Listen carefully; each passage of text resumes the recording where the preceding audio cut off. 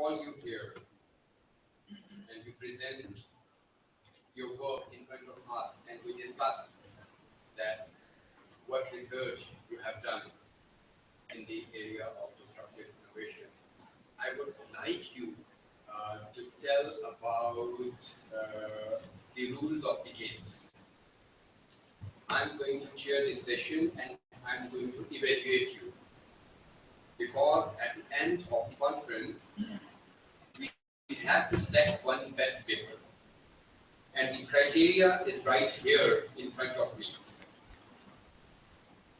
So, related to your presentation skill, I will be marking you on 3 areas. Area number 1 is organization of your content. How well you have organized your content on your PowerPoint presentation.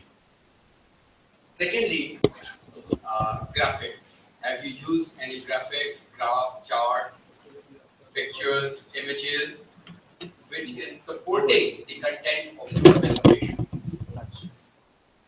And thirdly, third part, which I'm going to evaluate out of the presentation, is delivery. How better you can deliver the content which you are presenting, right? So these are the rules of the games, and my role here will be of a moderator.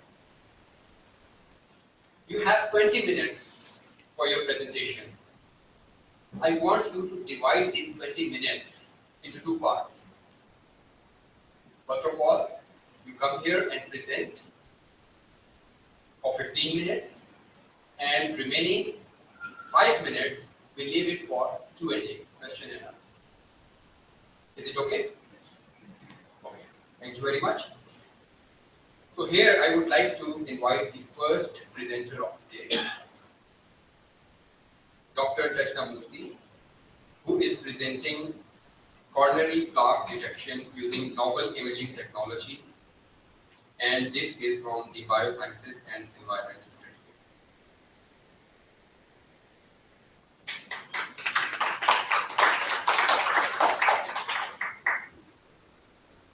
Good afternoon, guys. First of all, I'd like to give you an overview of my title. Right? So most of you are partially not from medical background. Right? So just give you an overview of my title. Coronary plaque detection with knowledge imaging is more towards just for you know, right? So you see from the logo from the institute, so that I can give you the board is my partner, research partner. This guy from Germany, the Institution Art Center from Asia. So I'm joint venture with that, and I completed my PhD. And the overview that today I'm presenting the overview of my research. Right. This is my research partner, and we took it from Asia. You can see me from the last year. Right. So, coronary artery disease, right? If you see that, I just put here summarize. Coronary artery disease is a plaque buildup inside the coronary arteries, right? If you see that, this is the diagram, and it's made up of fat, cholesterol, calcium. So that is a plaque, coronary plaque. We have a different plaque. We're talking about coronary plaque, right? Not all the teeth one, right? Right. This is the Malaysia statistics of the disease, right? If you see the CVD, 32%, right? So I think from the chart, CVD will carry more high percentage of the cardio, right? So I think we have to bear in mind, we have to the food, everything, lifestyle, have to taking care of that, right? And statistic, according to the latest WHO, it shows 2014, 29,363 or 23.10%. It's high ratio, right? And let's begin to the research first. Who's the founder of the CT? Right, this guy is a Godfrey Ounsway, right? Just for your overview information, who's the founder of the CT? Computer tomography. Okay, novel imaging. Because that's the reason initially I said I need to give you some clear picture about what is the coronary and the novel imaging. Novel imaging, you see that, that's the reason I put it in the red color. If you see the radical thought to be relevant called early stage of many disease, cancer, inflammatory disease, heart disease. So we need to be involved on this kind of part of area.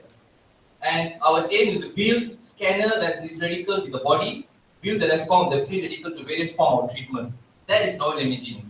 So if you put it in a simple manner, it's a CT, MRI, PET, these are the things that imaging modality for novel. Right. Invasive, non-invasive, this is important. As I say, invasive is go for break the skin. It's a surgery. Non-invasive is go for not break the skin. MRI, CT. Alright? Okay, this is the overview of the coronary as a simple diagram about that. A, B, heart. If you see that heart muscle, that's a blood clot, blocked artery. This yellow is a plaque. And that muscle, that heart muscle will be seen from here. Okay. This is the normal artery and the narrowing artery. The yellow color is a plaque, lipid deposit plaque. Right? This is a short video about how the plaque will be involved.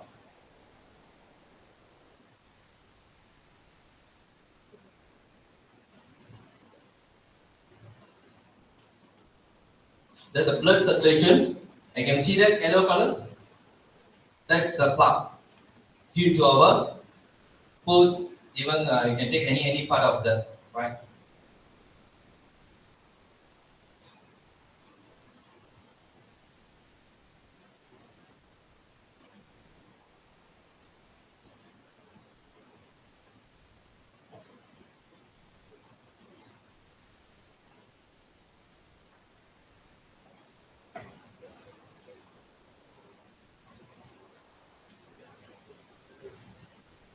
Right. Basic principle of CT, you see from there, internal structure object can be construct from multiple projection object.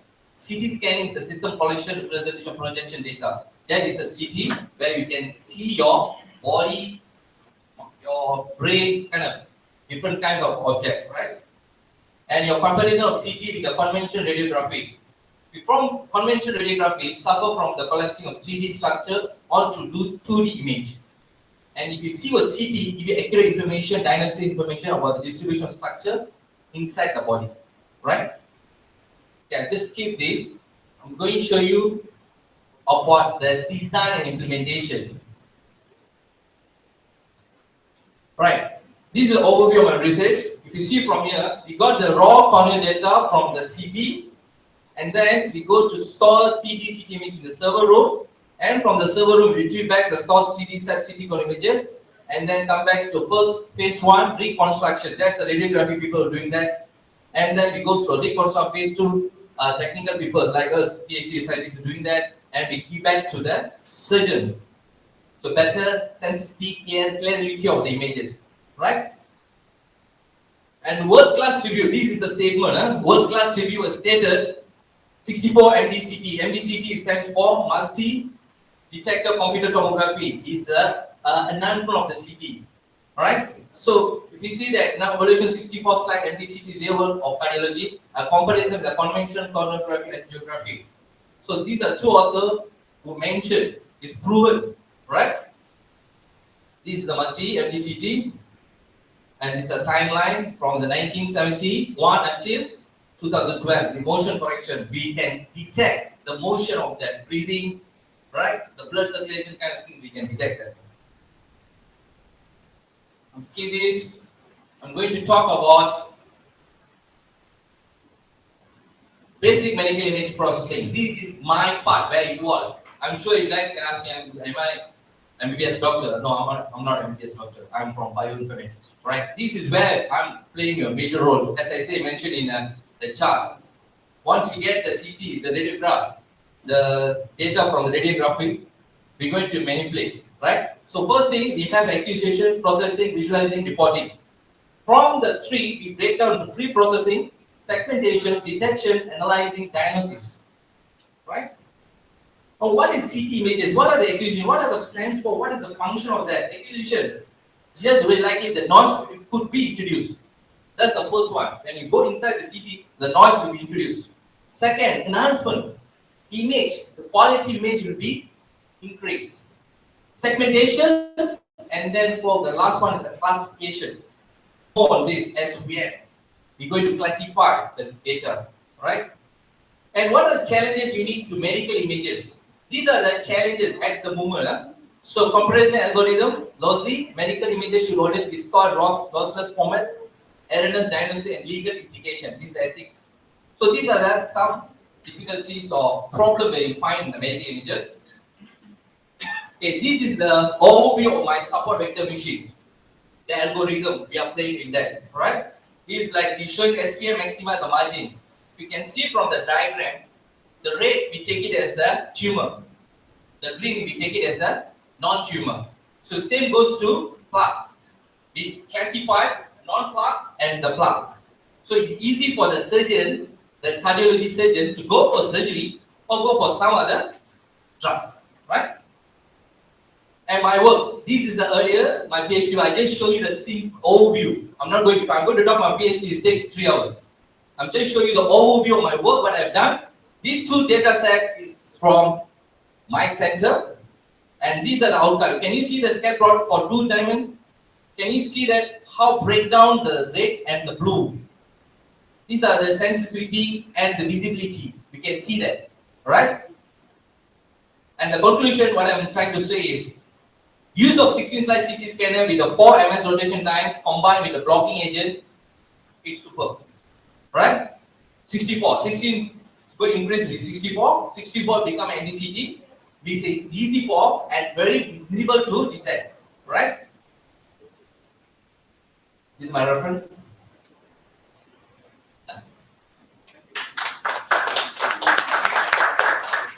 Any questions? I'm sure you guys not those who are not in medical field. I'm sure you'll be. Yeah. So what? Yeah. Can I, if you allow me? Yeah. Okay. No, it's okay. Yeah. How can you especially for false positive result for coronary calcium scoring? Mm-hmm. So do you think this device can also differentiate between coronary calcium scoring versus coronary plaque? We not encourage that. We take it that as, but we more towards of blood circulation.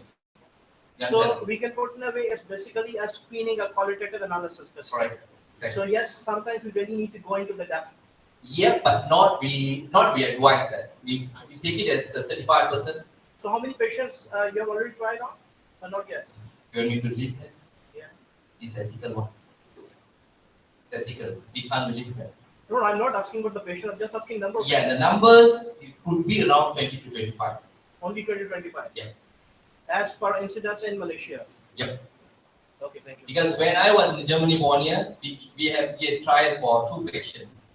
Okay. But we mostly take it as Malaysia. So you're like specifically with these patients who are already having some issue with the inherited disorders. So that's my point of view, because they are one of the group in UM. They've been working, they call it my size. That's very good. Actually, they're working with topography. Mm-hmm. So we're dealing with the genetic background, with the genetic analysis versus the physical makeup. So I think if you incorporate that part, could be very good. Like only 7 genes are there. Right. So these 7 genes, by looking at the sign of symptoms, you can easily define. If you seriously cooperate, try to talk to them.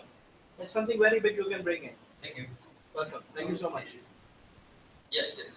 Can this study be related to the patients also having problem in their mid cavities, like patient of HOCM, HOCM, hypertensive, octocardiomyopathy?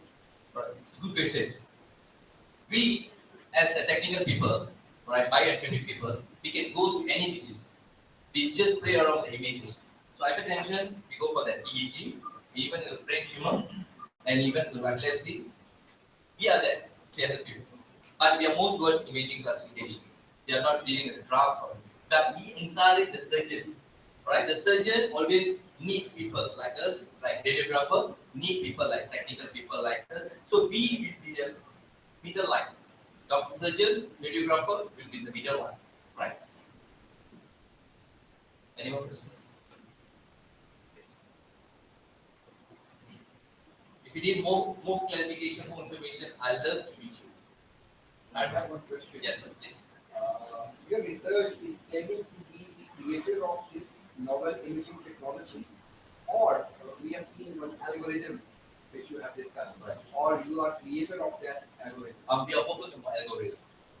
Not imaging will be a design, like a stand. We set a backup for us. We choose which one we need, MRI, CT, or PET. So that's the reason I'm encouraging at the moment the scientific work. MBCT is a very famous. It can classify the motion of breath, the blood circulation. We need tremendous outcome. I would like to know, for example, like what Mr. Dr. Atif has asked you regarding specifically for the humor versus non-humor. You have shown us one of the laboratories there. So is it the same laboratory you're applying for your study? Yeah, we did that. That's outcome. So this one is the old one or the new one? The new one. So how you are? No, 2 years back, not very long. So for that part, Yeah. like changing from the concept from the tumors to the assessment of the plaque. Non-tumor. So that is where your mathematical calculation was the clinic. Okay. Exactly. So that's that. Once you come out that, we produce that to the surgeon to get the clear clarity of the images. Okay. I'm sure that the surgeon, as my concern, that the surgeon I spoke to, we liaised with them. They told me the honest thing. At the moment, I think 2 years back, they only depend on the radiographers. So the clarity is only 65 to 70. So people like us, we have to get a clarity maximum pull up to 92%. It's good. It's good to get clarity for the surgeon, whether go for surgery or whether go for drugs. Right? Right. Thank you so much.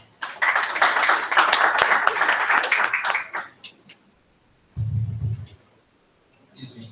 Sorry for the interruption between the presentations. I just wanted to make a confirmation and announcement that please refer to your handbooks on page 12. Please refer to your handbooks on page 12. If any one of you is he or she supposed to be in room C205, please proceed there. Thank you.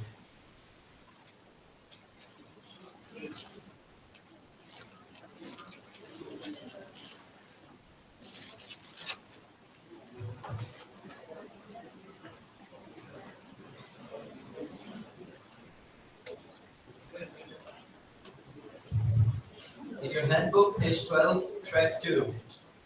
Okay, there is track 1, which is supposed to be held here, and there is track 2, which is supposed to be held in C205. So please proceed there and you'll find it in there. Thank you.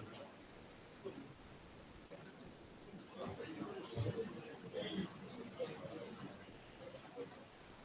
you very much, Dr. Shah. Now I would like to invite Mr. Mohammed Yusuf Shami enlighten us on the topic trade remain of the highly effective team and important tools towards the success of higher education. Please welcome.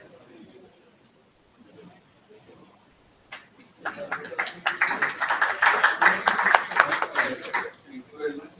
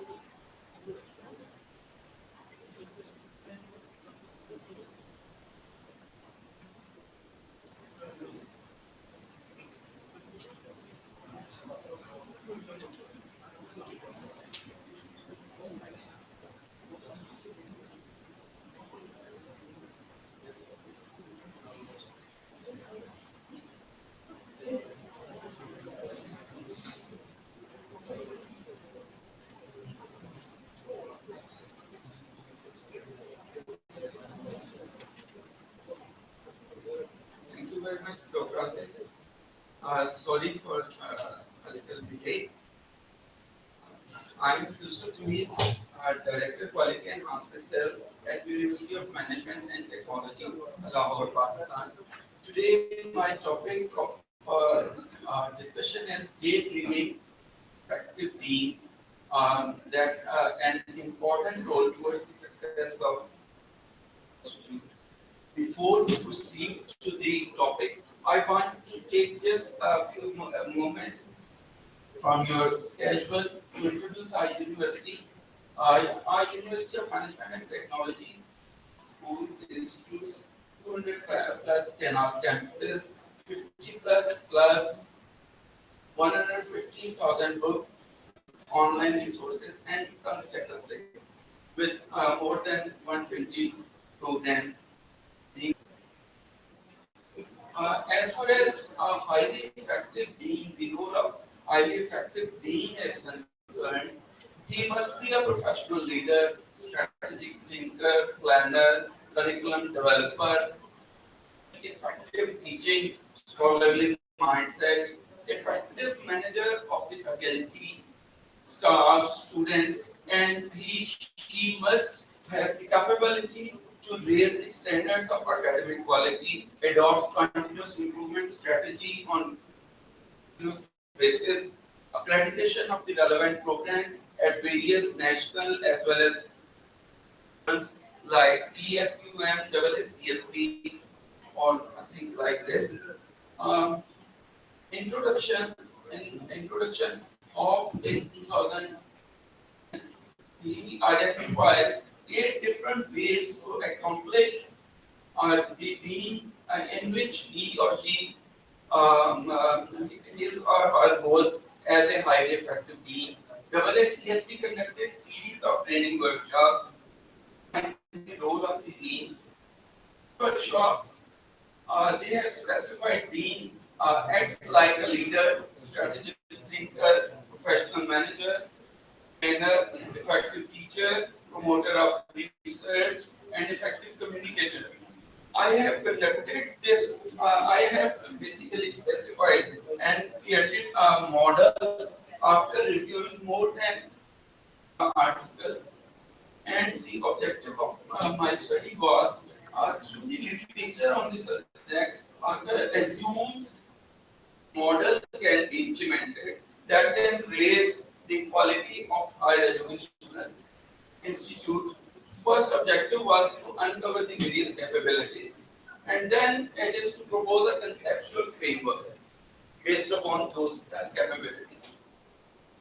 Literature survey, if we add on, of as I have already mentioned, these 8 qualities are leading research exercises, thoughtfulness, assigning time for research, publicizing and giving note to the research, pursuing subsidizing for help faculty who is involved in doing research, encouraging an exploration library advancement, creating outside organizational research ventures, internal institutional research. Coming again in year 2015, Simala Deanship, Leadership Dilemma and Management Challenges facing the social sciences. She portrays that driving and dealing with the personnel in contemporary advanced education coming. Likewise, these authors, 2015, 2010, they also promoted the capabilities of a dean as a leader, as a strategic thinker, as a planner. For example, if we go through this, she identified 11 themes as responsibilities, allows perplexity, unpredictability, and ambiguity, distinguishes that they function differently in different roles about the faculty member, set vision and performance standards, express methodologies, recognizes internal clashes between faculty and staff, manages conflict rather than disregards it or plans it, managing the academic and administrative staff, makes healthy competition between relevant staff and faculty members, grasps to comprehensive community principles, and comprehends suggestions for the sake of continual improvement throughout the school in which he or she is governing. Much literature about the needs, realistic, organizational, and appropriate influences that gives impact on their agency.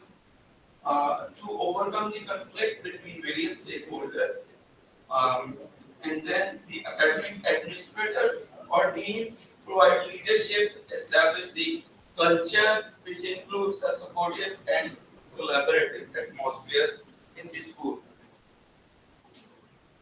I have adopted a methodology from this report of an expert panel in 2011, which he mentioned the qualities of medical school deans, key attributes of highly effective deans.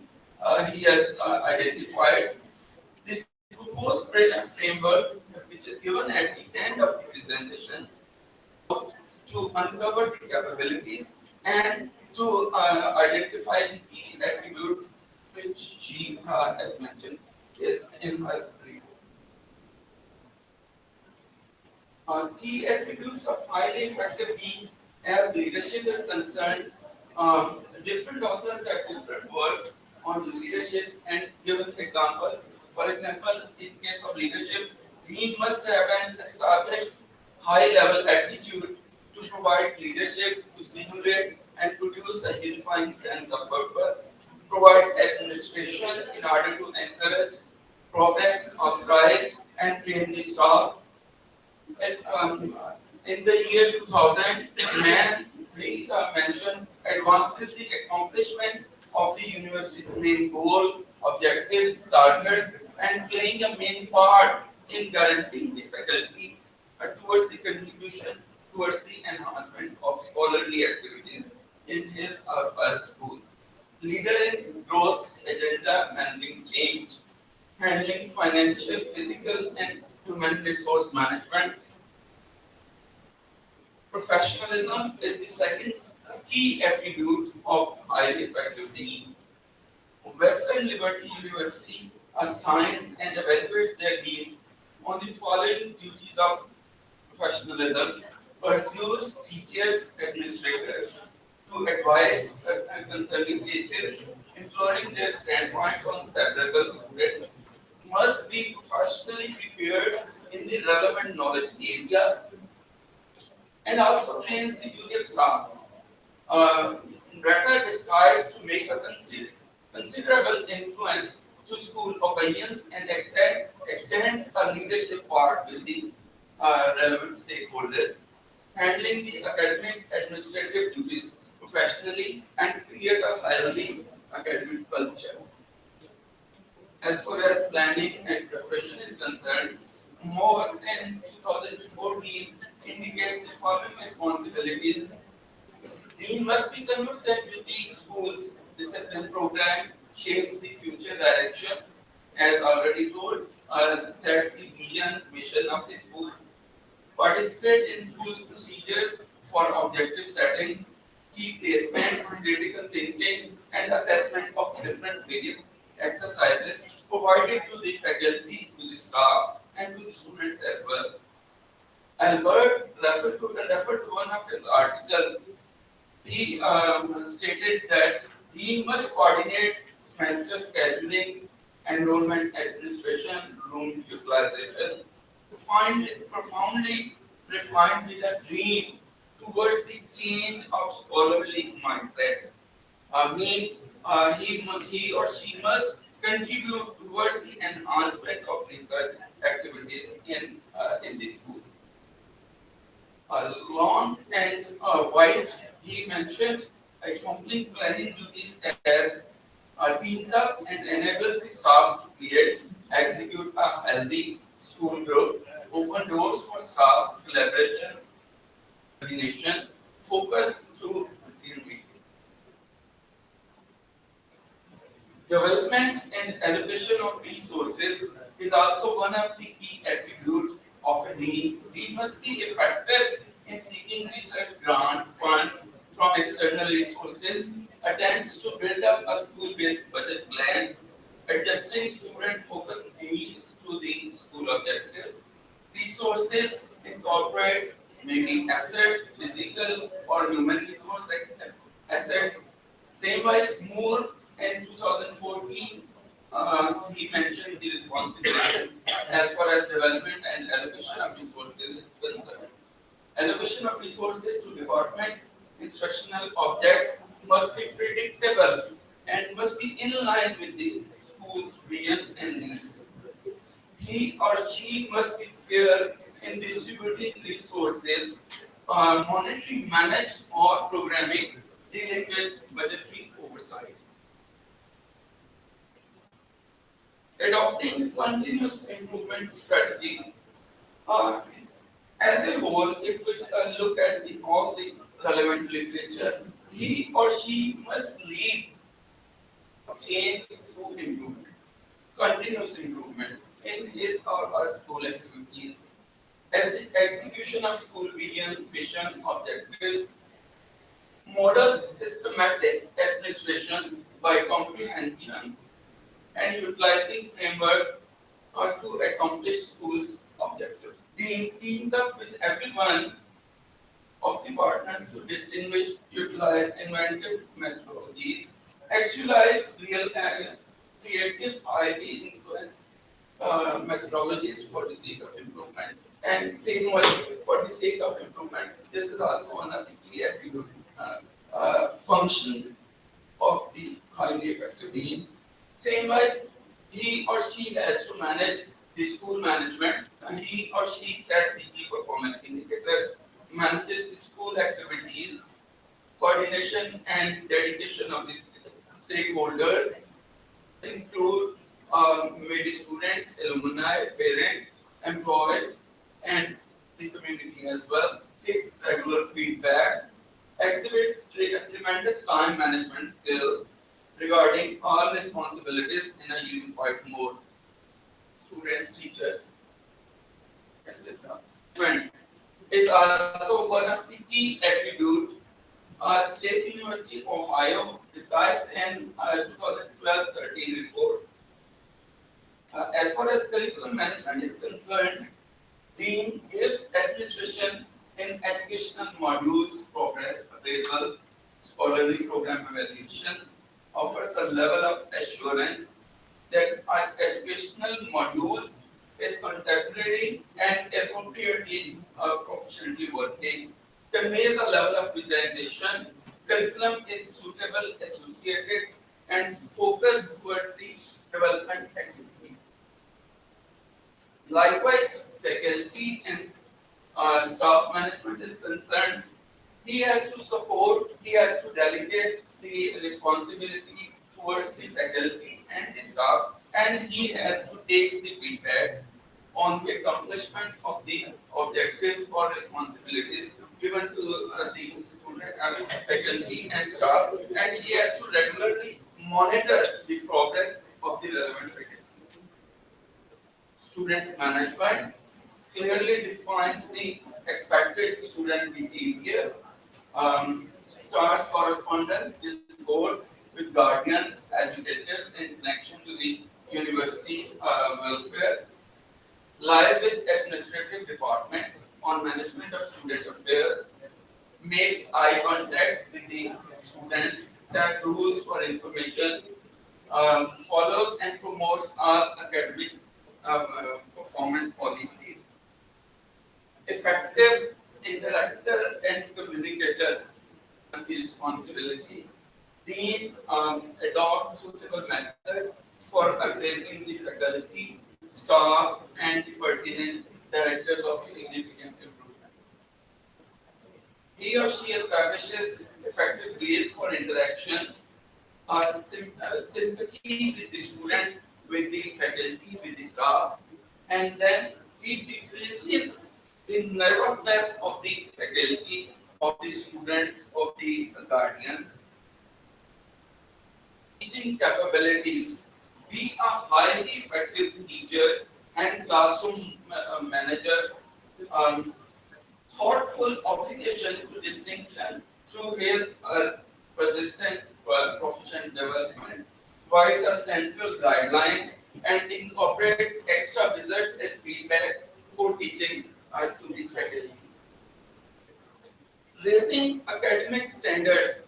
He or she has to raise the academic standard of the school after taking national or international accreditations, raising the quality of the programs, raising the quality of the courses, raising the quality of the faculty, raising the quality of the students as well.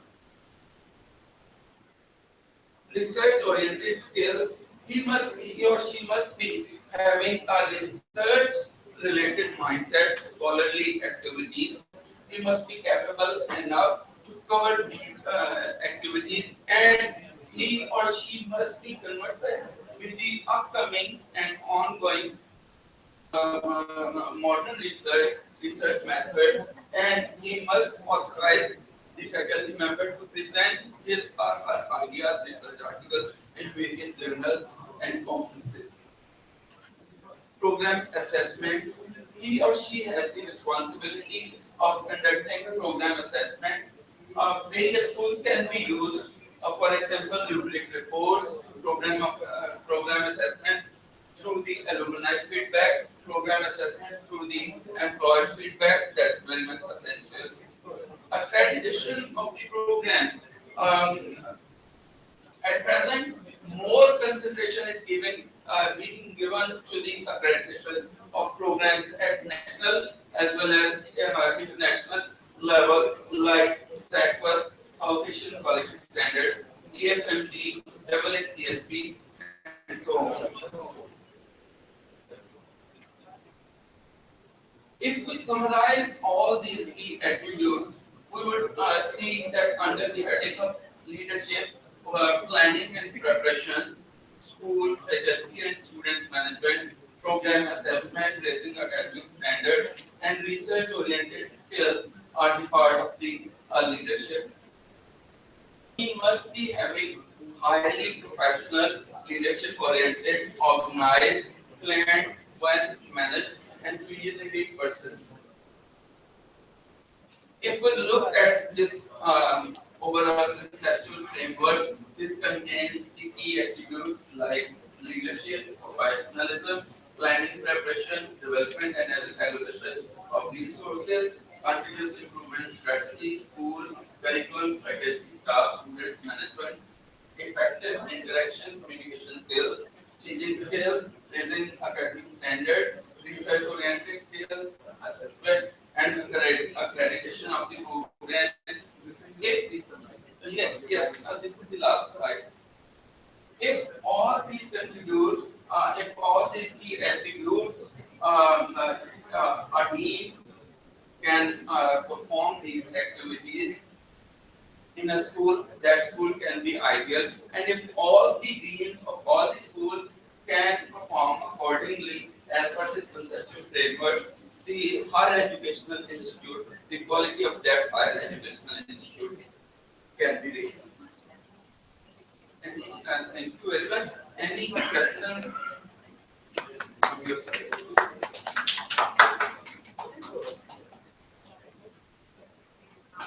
Yes, can I ask? Thank you so much for a very nice presentation. Working with the Pakistani education system versus here, I found some very important questions to ask. For example, if you're talking about the higher education system, so actually we're talking about the Pakistan quality framework. Here, if I think many of the teachers they know here, so we have the MQF here. So now the first question is, you did talk about the continuous improved management. So how you are going to do that regarding this specific, the way you told us? As far as Malaysian qualification framework is concerned, or HEC framework is concerned, more or less they address the same issues. Adopting continuous improvement strategy can address adopting the services offered to the students, adopting continuous training of the faculty member, of the junior staff, adopting continuous improvement in the accreditation of the programs, first at national level, like in Pakistan, National Business Education Accreditation Council, and at international level, South Asian Quality Standards are there, AACSB is there, and things like that. The continuous improvement strategy can address the continuous improvement in the quality of students, of programs, of courses, and of departments, and overall of the school. Regarding the answers you have given me, do you think we put in a way, frankly speaking, like a lot of the literature, for example, it is basically coming from the European studies, the Western studies. Yes. But their quality, their study of education is basically more interactive basis, and we are more traditional basis. Even in Malaysia, we are more traditional basis. So regarding interactive versus traditional, so do you think that dean must have the same qualities? Yes, yes. Very nice question. Actually, we have to shift our model. Actually, we have to shift our model. As Dr. Prema was in the preliminary speech, he was saying he has a lot of professional experience working in the corporate sector. Now he is heading the university. Having a lot of corporate experience can very well contribute towards the betterment, towards the continuous improvement at must, and can raise the quality of the education. Thank you so much. Okay, one more thing regarding Dr. Akhtar, can I just one more question? No problem. Okay, so regarding specifically for, I feel if it is not been administered yet, your inventory the way you are making, you have not tried it yet, or you have already tried it. This model? Yeah. No, no. Not I yet. have proposed this It's just a model. proposal. Yeah, this is a conceptual framework. So do you think Yeah. who will be your Yes. like? Further study can be extended towards the implementation of this model at some Pakistani universities. So assessment from dean's assessment from whom? Dean's assessment from peer assessment at the from relevant COD level, from faculty level, maybe from the student level, and then from lecture level. Top management. Okay, last question. Last question. Do you think a teacher, do you think a dean must be a teacher to supervise an academic faculty? Must be or must not be. Because my point is, if it's like if a person is not having any academic experience, how can he differentiate between a good teacher versus? This is the problem. If he knows the academic pedagogy, academic methodology, then Learning only, outcome, only C1, then, C2, everything. Yeah. then Yeah. only then he or she can contribute in a more better way, in a more organized way. Thank you so much. Thank you very much. Any further questions? Sir, hand it over to you. Thank you very much. There is one more question. Sure. Sorry. From the presentation, it looks to be you're giving us a continuous improvement, right? Yes. But the title of the conference is Disruptive Innovation. So I was just wondering, where is that part of disruptive innovation? What you bring in new, which is not had before? So that is what I want to get from this. Okay, the same question as Dr. Akhtar was asking. This is a paradigm shift from traditional way to the new way. In Pakistan, most of the universities are running on the traditional basis, just on the theoretical background basis. Now, this conceptual framework, basically, that is more concerned towards the continuous improvement strategy, towards the innovation. But I think no one is going to, frankly speaking, I think no one is going to agree with the model as far as educational policies are being involved. It's a serious, going to be a serious educational issue. policies has nothing to do with this. Oh, it's a serious issue. These are the key attitudes. Nobody has restrained any dean or COD to adopt these practices, to adopt these Because attributes. my point is there is a policy to become a dean, There's a criteria to become a dean. But some universities, they just put a dean up there. Both the things are there, all the This systems are there. culture varies Yeah. from university to university. Okay. One question for Sir, why do you have chosen the word daydreaming? actually, yes, sir. Basically, daydreaming, this topic is concerned with the vision setting. With the daydreaming means he sets the vision, he manages the vision, and he seeks about the future. How he or she can contribute towards the betterment of university after seeking the future. Maybe in the year 2020, where should UNT be? So this is the daydreaming, basically. Positive daydreaming. Yes, this is positive daydreaming. Okay, thank you very much. Why the word daydreaming? Thank you, Mr. I'm happy that you have used the word daydreaming. Nightmare. I'm not going to follow your criteria. Then it becomes nightmare. Then Then it becomes nightmare. it will be nightmare. Our next presenter is Mr. Shamun Can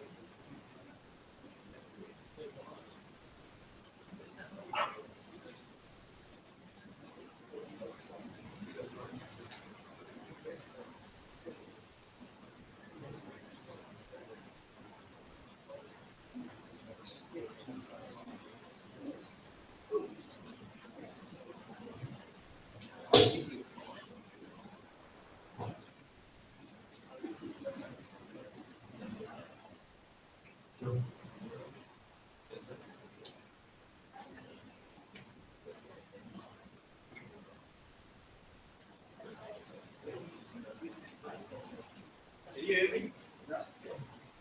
You don't want me to use the mic? Okay, we can hear you. Hello. Alright, good afternoon everyone. Again, my name is Shan and my topic title is an overview of EEG classification based on brain-computer interface.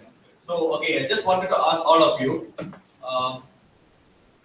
what is BCI, brain-computer interface? Does anyone know about it?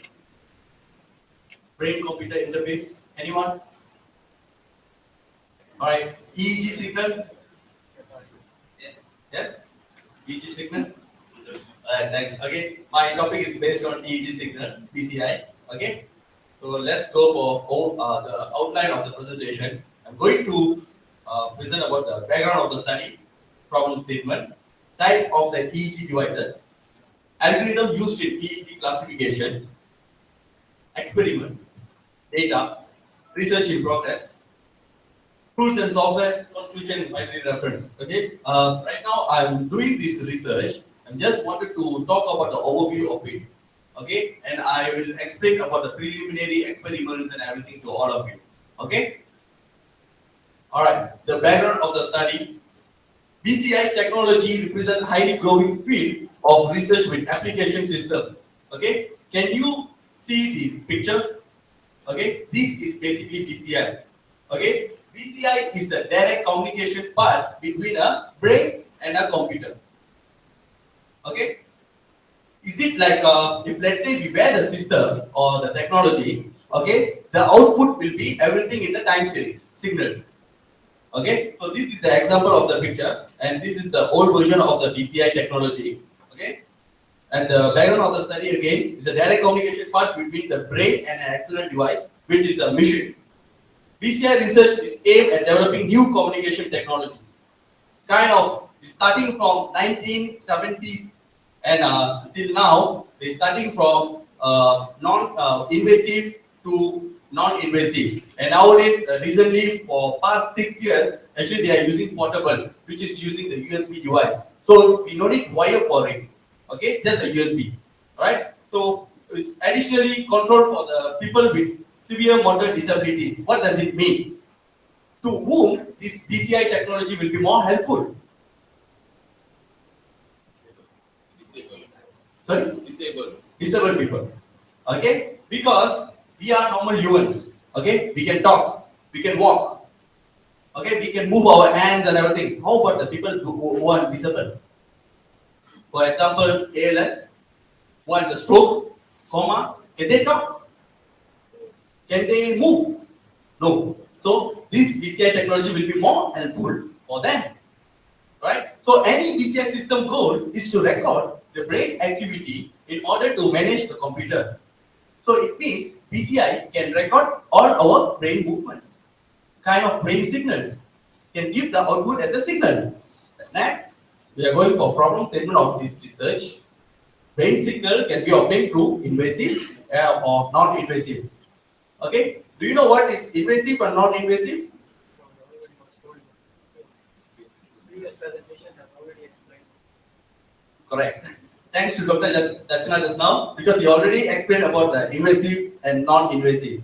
Okay, I'm going to repeat again. Invasive is actually cut or break the skin, which is called as a surgery. Alright, and non-invasive will be using the device, kind of MRI scan, radiography, and this is EEG, the BCI. Alright, so disabled people need to use EEG and non-invasive as no drilling holes in the skulls. So why the disabled people need to use portable and non-invasive? Because it will be more convenient for them to use anywhere at any time. Is it? Then only we can keep on improve our research on BCI. Yes or no? Okay? Is that the disabled people can drive their car? Any idea? Can they drive their car? But right now, because of the kind of new technologies and everything, right? So they can drive their car. Okay? So it's supposed to be this must be portable and non-invasive. So always be accessible to the disabled people when using the EEG device. So new methods EEG, because it's non-invasive, portable, it is low cost, it's not that expensive, it's around $600. Alright? So it can be more it can be used in mostly almost at any place. We can use in this room also. Right? Go for next.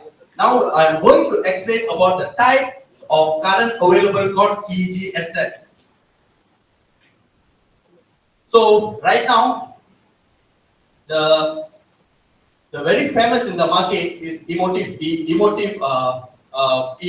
Epoch, and Insight. Okay, when we look at emotive Epoch, there's a 14 channels, and EEG 14 channels, and Insight they have 5 channels. So eye focus band, Muse, Melon, Neurosky, Mindwave Mobile, all having 1 channel. So these are the types of current available called EEG headset. Okay, in my project, actually, I'm using emotive EEG, which has 14 EEG channels. Okay, now we will go for the device. Okay, this is the emotive EEG device, Neuro headset emotive EEG, and the next picture is the location of emotive electrodes. When we count at the channels, there are total 16 channels. So just now I mentioned to you 14 channels, and why here? We have 16 channels because there's a 2 reference on the channels, which is called CMS and DRL. Okay, and this device is non-invasive, user-friendly, cost-effective, portable, and the total 14 EEG channels is like the names are AF3, AF4, F7, so on. And in the emotive headset, the sampling rate is 120 Hz as output. What does it mean 128 Hz frequency? What is that? It means for 1 second, which is recorded in the signal, it is equal to 128 files. If let's say we take a full recording of 1 minute, which is 60 seconds, so it means 60 seconds times with 128, the total will be the full data. So it means every second will give output as 128. So when I explain about other EEG devices, kind of Neurosky and everything, okay? Neurosky, they are giving sampling output as 256 Hz. Okay, when it is 256 Hz, it means 1 second is equal to 250 seconds, 256. So it means 1 minute, 60 times with 256 will be almost around 4,000 plus. Okay. Now we are going for type of EEG devices that has been used for their research purposes. Okay. The first, third, second, and third, 3 of them actually using portable, non-invasive, and low cost. But they didn't give their output in a real time. They did their research in offline. What does it mean they did their research in offline? It means they already recorded the file, then they used the recorded file for their research purposes. So it means they didn't give their output in real time. So the second and the third, they have been using non-invasive, low cost, and they give the output in real time, but they didn't use portable. So the PK, Bhatia, two of them, they're using non-invasive low cost. They didn't give output in real time and didn't use portable. They've been using wire. Okay, for the last three of them, they have been using portable, non-invasive, low cost, and they gave output in a real time. So in real time means when the EEG recording, the EEG signals is recording, right? So after their classification, the output will be in the real time. So you understand? All right. Next, we go for algorithm used in EEG. The first author actually using SVM algorithm for their research, and their main motive on their research is translate the motor intention into a control signal through classifying EEG pattern of different imagination. What does it mean? Is all of you with me? Yes. Or keep on ringing? We are only with you. Please play. No, I just feel like just few of you only with me. All right. So it's kind of an interesting topic if you all love bioscience. Okay. So translate motor intention into a control signal. What does it mean? Why they have to use SVM algorithm? It means they can move their hand, they can move their leg, but not intentionally. They actually think of the moving, but it will be moved. This is what for the people who will use, let's say they lost their hand and they will fix the machine, or the motor disability is one. Okay, so they've been using SVM and they got recognition accuracy of 81.8%. For the second order, they've been using SVM also, but this is for emotions. Emotions. In EEG, there will be few emotions, but mainly there will be four emotions, which is sad, fear, joy, and disgust. Disgust. Okay. So they have been using SVM and they got 80.5. So the third order, they measure the attention level, 3 attention level were classified, and they've been using K and N. So the average accuracy was 57.03. So next, the Kaisa and the Kaisa team actually they have been doing investigation intended to comment wheelchair movements. So how does it work? Wheelchair movements. It means they don't need to use their hand or leg to move their chair. They just of thinking of moving the wheelchair. Go straight, left, right. It means everything will be moved because they are just thinking of it. You understand? So that's why we are using DCI. So they have been using MLP algorithm and they got average around 50 to 60%. The next order, they have been using SVM. Again SVM. Classification result of EEG signal generated from imaging motor. Same thing. They've been using the imaging motor cognitive affective tasks are presented. They got 70% accuracy for 3 cognitive tasks and 80% for 6 imaging motor tasks. And the Xiao Li team actually using extended of SVM.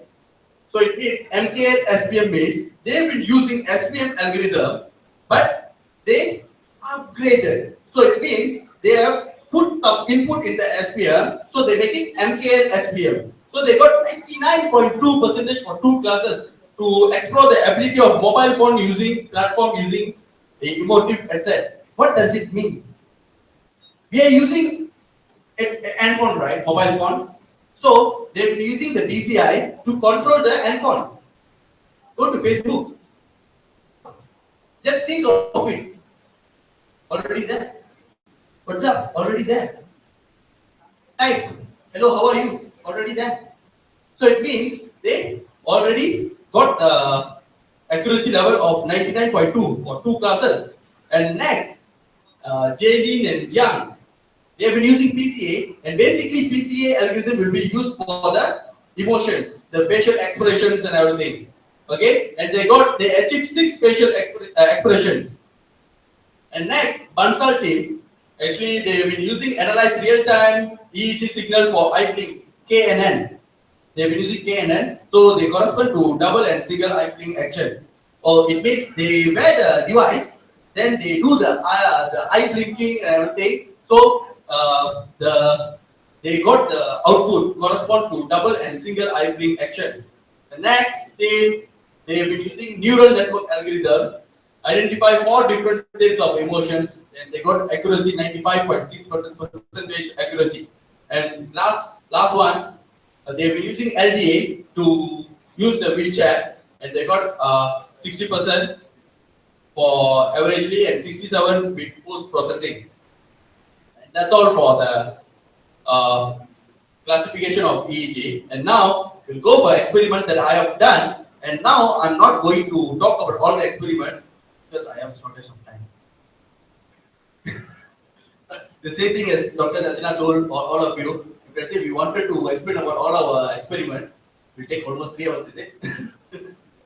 Alright, okay. So I have done blinking eyes, move eyeball left or right. So and right, rotate eyeball, hand and leg movements, imaginary movements, mouth movements. I have tried for the emotions. How am I trying for the emotions? Feel like I'm happy. Can see the signal ready. Hey, I'm happy. But I only can read the signal. You all cannot read the signal. Once we done the research, then only you all can see, okay, I'm really happy because it's already said it that happy. Okay? So these are the experiments and these are the data. Can you see this data? Just too brightness over here. Okay? So this is eye blink twice in a second. So I have done eye blink twice in 1 second. So I got the output, the time series like this. So the next one is eye blink once in 1 second. Once in 1 second. So I get output like this, and these are the channels. There will be 14 channels. I just choose 3 channels, and these are the times. So the next, out of almost 10 experiments, I got a consistent result for eye blink in 1 second. Can you see the consistency? Okay. So this is the consistent signals that I got from the out of 10 signals, 10 experiments. Okay, so that was the raw data. Okay, and my research in progress. Okay, what I am going to do?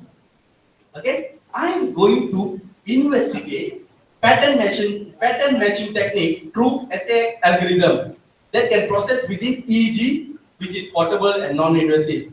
What is SAX? Just now we all saw SBM, LGA, KNN, neural network, MLP. But what is SAX? Does any one of you know what is SAX? Just wanted to, who's in business line? Anyone? Business? Accounting? Accounting. You know what SAX? Symbolic approximate aggregation. Okay, that's the algorithm they normally use for forecasting, and they were using for accounting. Okay, for the big data and everything for time series. Okay, and now I'm going to use the SAX for emotive EEG. This is SAX. Okay, can you see the time series over here?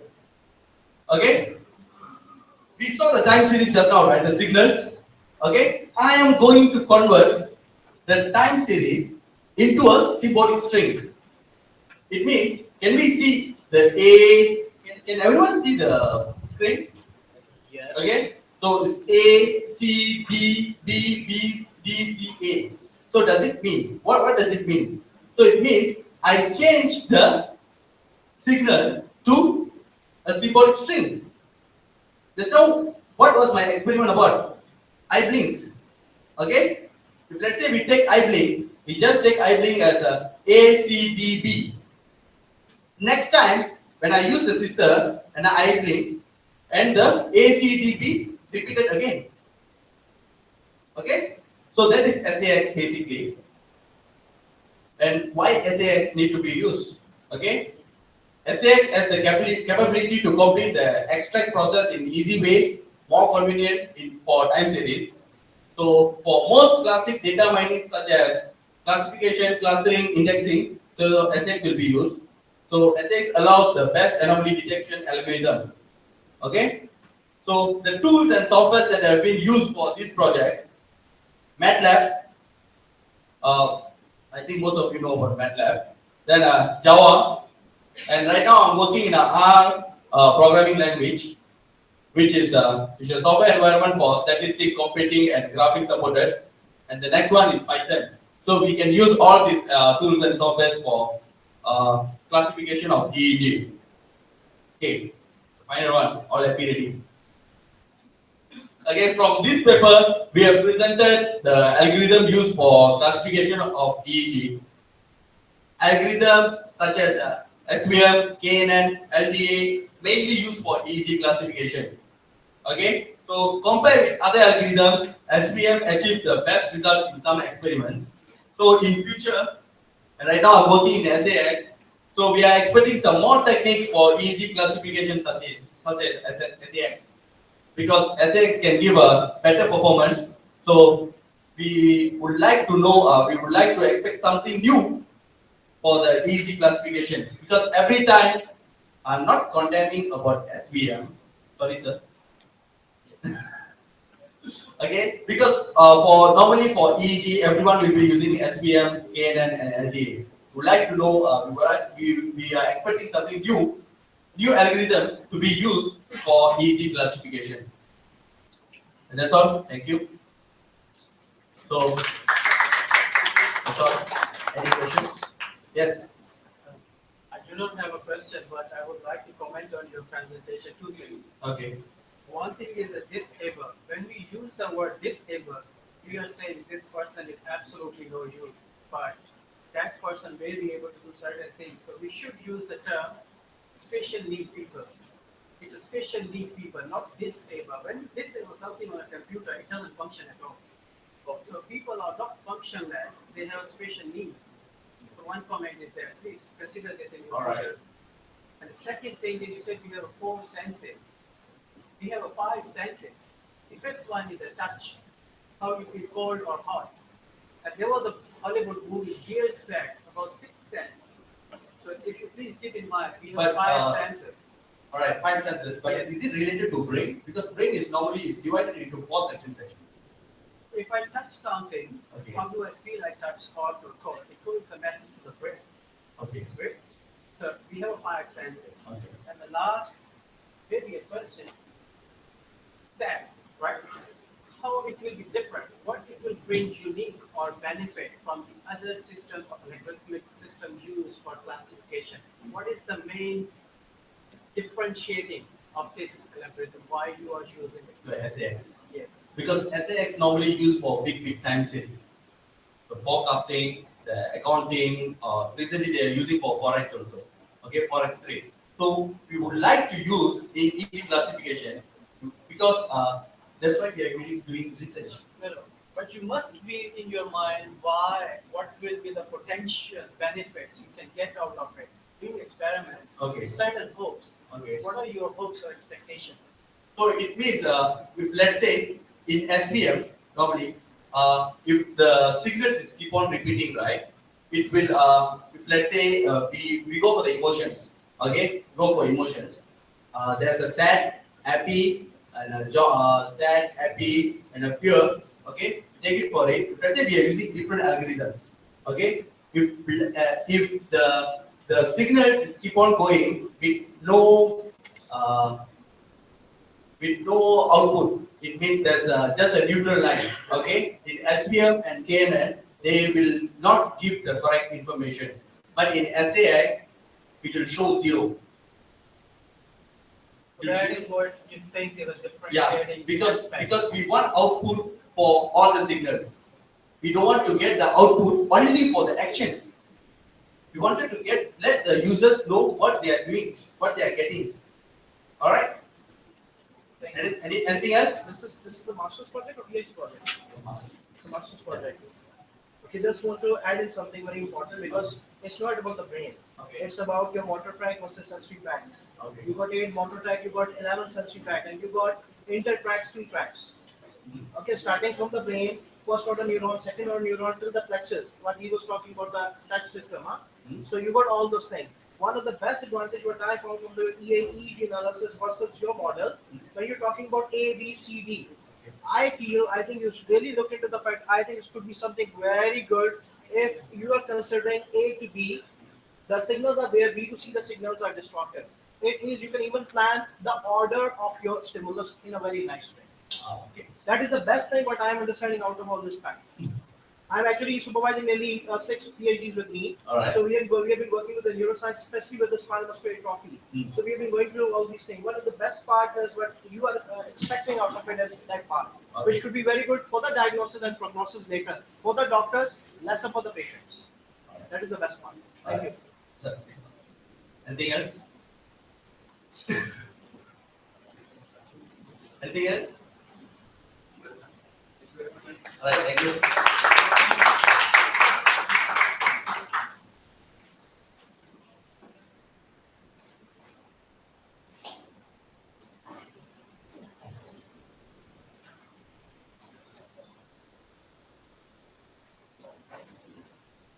Let's move to the next presentation. The title of the presentation is Private Residential Parking Solution to Car Park Space Contained at Retail. And the category is Transportation and Logistics Supply Chain.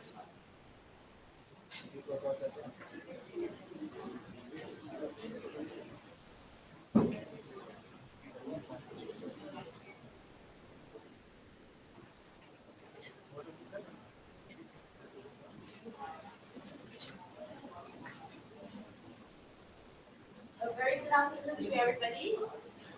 So before I start my presentation, I would like to introduce the title a little bit. So the title of this topic is Private Residential Parking Solution to Car Park Space Constraint at Rail Stations. And this topic is actually focused on rail stations. And this is going to be a scenario that is very familiar to most of us sitting here, especially if you are in Malaysia, then you will be facing traffic congestions and actually everywhere around Malaysia roads, if you're familiar. Okay, I will go straight into the problem statement. I'll just like to introduce a little bit over here. That the number of car park space available at the park and ride facilities at rail stations may not be able to cater for the growing number of rail passengers. And this is especially true in 2017. Malaysia is coming up with rapidly with a lot of rail lines, the MRT, the LRT, and you can see if you drive along Malaysian roads, you will probably see the developments around. So the concern is there may not be enough parking space. So this may cause traffic congestion, air pollution, and it limits the rail passengers. The passengers, which is potentially may be able to get on the rail stations, right? Okay, this is focused on Malaysia over here at Kuala Lumpur. And this research is actually focused in Klang Valley as well, which includes Selangor, Kuala Lumpur, and Putrajaya states. Right, you can see over here, these are the areas that is considered in Klang Valley. And I'm not going to go real detail into that. And you can see Klang Valley Integrated Rail Transit existing lines are Seremban, Ampang, Kela Express, Kel Monorail, Tanjana, and Port Line. So these are the existing lines. And we have new lines coming up. These are the new lines, which is Ampang, Kelanjaya, MRT 1, 2, and Line 3. So these are all going to be completed in 2016. 2017, 2020, and 2020. So you will actually see 2016 here already. This is already done. This is already completed. This is also completed, and this will be completed soon. So we will see an immediate effect after this is completed with 31 stations, 31 new stations, right? So if you see over here, these are some of the effects. If you don't have enough parking space, and you will see, all kinds of frustration available. And this is just one of the examples. So this is actually happening in Malaysia. That this car is actually blocking some of the glass here. So that is blocking this car and this car, and then they just, broke the glass. Right. I'll give you another example. Malaysia. This is in Oakland Road in Malaysia, where cars will be just parking by the roadside, and then this car is actually blocking this car, and then it just reverses, and then this is the frustration. This is the effects that, of course, is you don't really want to see that, but it actually happens in Malaysia, right? So I'm going to give you another example over here. This is in Russia. In Russia, where they just broke the glass. This is his car, by the way. This white type of car is his car. And then he got so frustrated that he actually called the cement mixer truck and put cement into the car.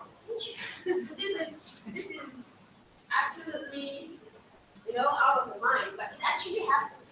It happens. So you see the cement mixer truck is coming, and in Malaysian roads, it's very common to have this kind of double parking and not enough car park space. Wherever we go, we will figure out, we will think of whether we can find parking if you want to drive.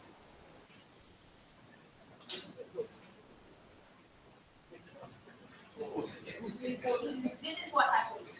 So when I'm going to talk about what are the after effects over here, because I'm just going to bring you the problem. So if you don't have enough parking space, there is going to be a possible massive traffic congestion, especially at the LRT stations, which is what we're going to focus on here. When there's no car park space, traffic congestion will be building up inside the parking area, going outside of the parking area, and the illegal parking outside of the parking area, and it goes down to residential roads, federal roads, and of course, expressways and highways. And this is going to waste time, a lot of time and resources, and reduces productivity and efficiency. And because of this, we see that in a report, Malaysia's Economic Monitor report, right? Traffic jams in Klang Valley is getting bigger, and man hours are wasted between 270 and 500 million man hours. That's in 2014. And 4.2 billion of fuel, right? Like we're wasting a lot of petrol over here. And at least 3,001 drinking each year is wasted, and that's equivalent to about both monthly local average salary. And if you see here, the cost of traffic congestion is about 1.1 to 2.2% of the GDP in 2004. And in Klang Valley, 41% actually rank traffic jams as the number one of their transportation. A frustration, right? It's frustrated, right? You can see that in the figures now. Now, traffic congestion is going to lead to air pollution. And how much air pollution are we talking about here? How can we compare it with other countries and things like that? So we have a measurement. Now, transport vehicles and industrial emissions actually are the major sources of pollutants. And this accounts for 89% of the greater share, right? And Klang Valley is getting more car-oriented, and air quality has direct impact on the health of the population, and people are willing to pay for it. So the aggregate willingness to pay is about 1 billion for air quality improvement in Klang Valley. So that is how bad. So besides air pollution, we don't have enough parking space. It's going to limit the rail transit system ridership. Right? The current situation now is that 100 motorists are parking at the LRT stations, at every corners, every single rail stations. And I'm going to show you later some of the statistics, right? And it causes inconvenience that they park between the houses and the residential. And the most important thing that I want to stress here is parking constraint problem is the reason why some are reluctant to travel by LRT. So they don't want to travel by LRT because of the parking space constraint. So it's going to limit the rail ridership when the new LRT and MRT come. Okay. And when we talk about the overall, Malaysia's aim is to to increase the public mood share from 18 to 40 by 2030, and we need to achieve that. And parking is actually a component of the whole rail transit system. Now we look at some of the scenarios, right? These are some of the scenarios that the LRT system is controlled. This is in Kelanjaya. You can see that it's very full. This is in Paramount. This is near the KL Central LRT station. But that is just to show you some of the scenarios, right? Some of the scenarios at some of the LRT stations. And if you look at the parking demand that has been done, the some research that has been done, they measure the parking occupancy rates. So these are the places, and if you just take a look over here, 95, 90, 95, 95, about 100, 100. At average, we're talking about 94% occupied. So we imagine that this current situation right now is already 94% an average. So we add in the MRT, and MRT2, and LRT3, so would that be enough? Right? Logically thinking, it won't be enough. Okay? And you can see here parking occupancy rate is 94%, and parking demand may be more than the parking occupancy rate. Why? Because parking occupancy rate is actually what we have measured at that particular time. But then, actual parking demand is actually a need from somebody. And because the LRT stations is actually, people are normalized. When you visit the LRT station, when you don't find any parking, the next day you say, oh, I'm not going to travel by LRT because it's already, you know that it's going to be full. So the actual parking demand is actually more than parking occupancy rates, right? And so we talk about parking demand and MRT1 with 31 stations, more rail passengers, and the parking demand will be more than the current supply. So there won't be enough parking space, and it will cause traffic congestion, air pollution, and also the limitation of rail ridership. So besides the parking demand, and we talk about parking lot facilities, that people, when we face parking space constraints, it's not just because people go there to take the LRT. Because there are, for example, this PWTC LRT station. It has a Sunway Terminal, it's a shopping center. It also has a convention center, a hotel, a World Trade Center, offices, residential, and condominium. So it's actually within 1 kilometer from the station. So people park there not just because of the LRT, also because of other things. So parking space constraints. Now the government is aware of this, right? And over the time, in 2012, they have added these parking bays, 600, 430, 130, and altogether 200 something parking space in 2012. And the following year, in 2013, it has added about 2,000 plus as well. And 2014, another 2,000 plus. So every year, we have been adding 2,000 plus of parking. And according to the Malaysian Transport Ministry's objective, a total of 10,000 parking bays under the parking right concept will be stages and will be made available in the Klang Valley by 2020. So the question is 10,000 parking bays enough? No. We don't really know. 10,000, because we can just say, okay, we're going to build this, but we don't know the parking demand. It might be. Can I ask you a question? Sorry to interrupt you. Sure. Because 10,000 parking bays, they must have calculated on some certain basis, right? They can't just give you a figure based on their imagination. They would have done some calculation. We're not sure. Well, I can't give random figures on it. Because 10,000 parking bays is actually what they will provide. But we don't really know whether it's going to be enough or not. Well, they would have calculated something behind this figure. They might, yeah, they might. That's what you need to know. They might have calculated something. But one of the objectives in this topic is to actually do a real calculation of that? That's a very good question, because the first thing that we want to know is to know how many parking bays is going to be enough. So this is actually a question. Is it enough? Is 10,000 enough? So the next question is where to build more car park space. Then assuming that we have the parking demand, we have a number that we want to achieve, right? So where are we going to build it? According to Prasarana, the operator of the LRT stations, head of media affairs, says that although we are looking at finding solutions for the car parking woes, and they are actually aware of it, they are actually aware of this problem, that they are challenged with the lack of land to provide more parking space. So when you have parking space constraint, but you don't have land to build more car park space.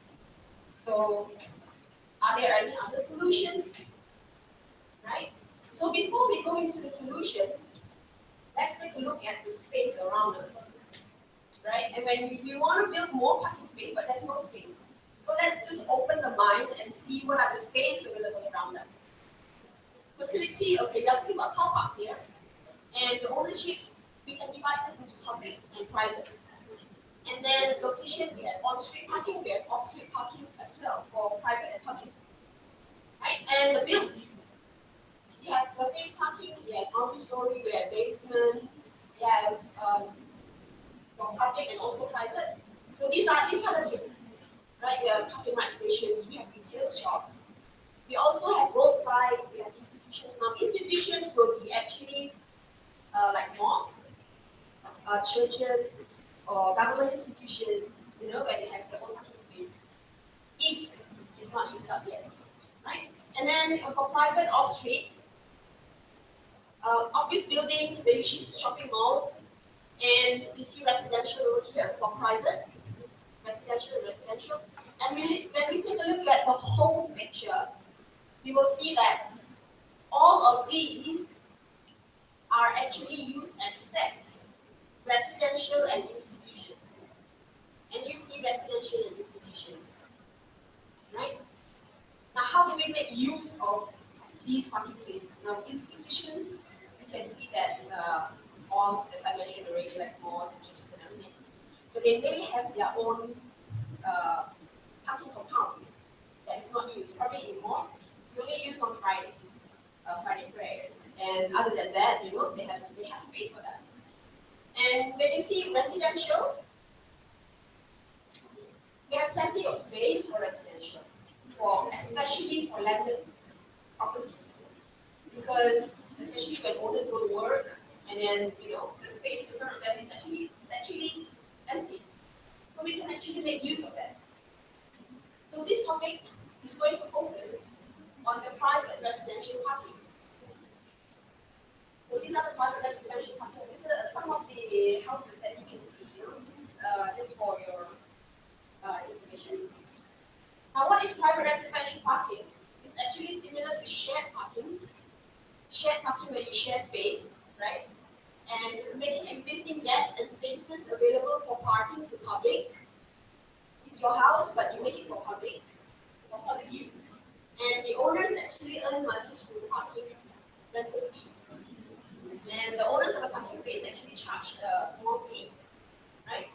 And it's actually through websites and applications that connect owners of garage, driveway, and car porch. They can. It's a platform. It's a website or an app that you can mention. Like Airbnb. Yes, exactly. It's like Airbnb, like Uber, right? You have car sharing, you have Uber. You have Airbnb to share your accommodation, and this is car sharing. And what are the benefits? The benefits are this is a very you can see this very, very evidently if this actually implemented over time. It's going to save time definitely because you do not need to drive around to look for parking. And as you know, when you drive to look for parking, it's going to take a lot of your time, especially when you don't know whether there's enough parking or not. Right? And you save money, maybe cheaper than commercial parking. Also avoid parking fines.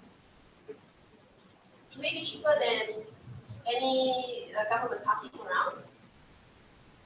You know, when you have parking space constraint, you tend to park at illegal places, and you possibly may run into some fines. Alright, so you avoid the parking fines. And good thing is that it does not require extra land. And this is especially true in this case in Malaysia over here, that now we know parking space constraint, but we don't have enough land to build more car parks. Right? And it can be implemented at any other places. Now this topic is actually focused on rail stations, but it can be implemented in any other events like stadiums, you know, and we have conferences where you need a lot of parking spaces. So you can make use of that. So it's not just for rail stations. So these are the benefits. Now we take a look at one example. This is one example. Just Park is implemented in United Kingdom, UK, where they actually have up to 250,000 parking spaces, including private residential parking. There are 250,000 spaces that are listed there. We're just waiting for people to make use of that space. Right? And it is actually as wide as 1,000 cities across the country. It's a very wide network. This is one of the huge website and application in UK. And up to 70% cheaper parking fee than on-street parking. Because the fee directly goes to the owner, and the website actually takes up a certain percentage, that's it. And now, if we saw parking space constraint, we want to see this in Malaysia. We increase public transport usage to achieve the BTP and BTP is actually the Economic Transformation Program and Government Transformation Program. Transformation program that the government is trying to achieve. And we will reduce traffic congestion and air pollution. And eventually, we want to bring out the true potential of a world-class transit system in Malaysia that will complement the integrated rail transit system. Right, thank you.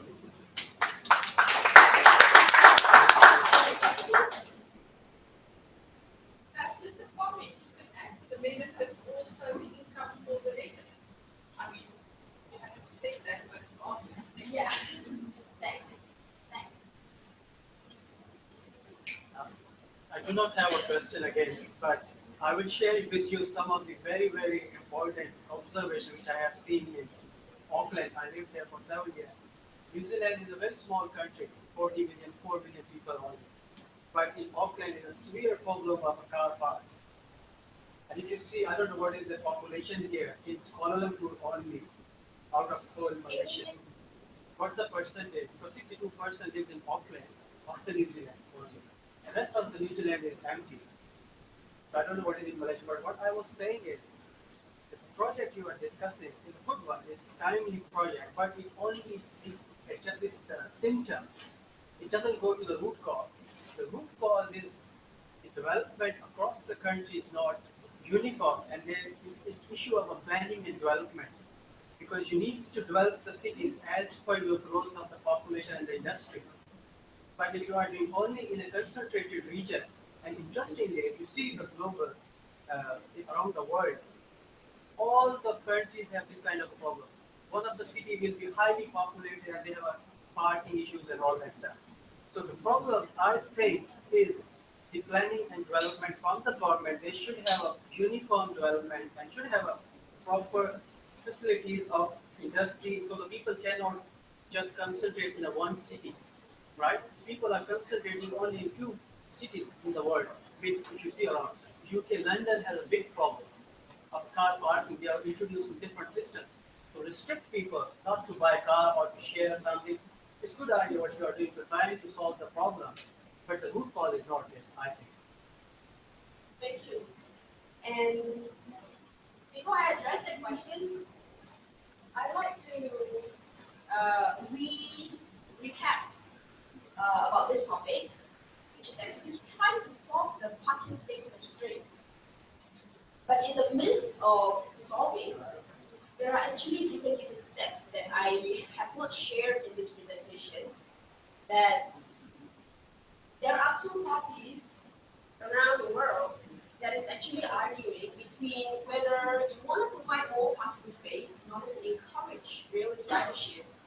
Because some people will say, hey, I don't have enough parking. How am I going to get up to the rail station, right? And then another group of people will be telling you, no, we shouldn't provide more parking space because that will only encourage ridership. Sorry, they encourage a lot of traffic movement, and that causes traffic congestion. So there's these two balancing point over here. Some will be providing more parking space, and then the other one should not be providing more parking space. And you are right when it comes to going into the root cause of the problem, because it's argued that there are in different parts of the world that they actually encourage ridership through other public transportation links as well, with the buses and the taxis and everything. And this is actually a stepping stone, I would say, to actually encourage rail ridership because of the very, very high car ownership in Malaysia. And it's third highest in the world. In the whole world, we have the third highest car ownership. That, yeah, because when you have very high car ownership, not only that you will be able to take out all the cars at once. You know, there are many other solutions that actually discussed, but then I didn't put it in this presentation because this is a conceptual solutions such as number one, policies that we can implement it from the government top down, or the municipal council, or the pricing, road pricing, that's on policy, and also car parking prices and car parking fees. That is under policy as well. So we can actually put up the parking fee a little bit higher, so that people, okay, now my public transportation cost is actually higher than the parking fee, so I do not have to drive my car. So these are policies, and besides policies, we also have solutions like technologies. I'm not talking about this technology. There are technologies, but it's every type of solution has its own advantages and also disadvantages, which is very lengthy to discuss.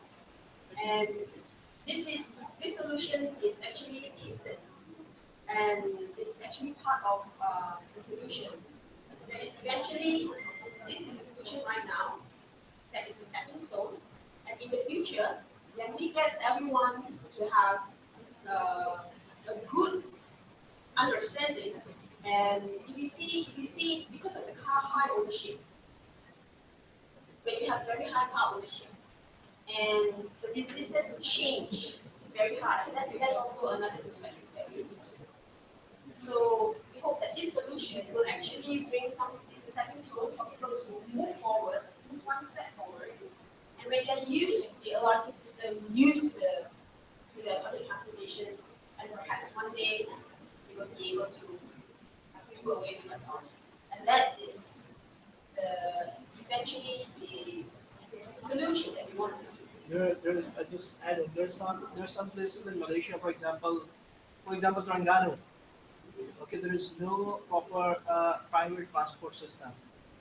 So I think 3-4 days back, there was one of the programs. I think they're ICDI.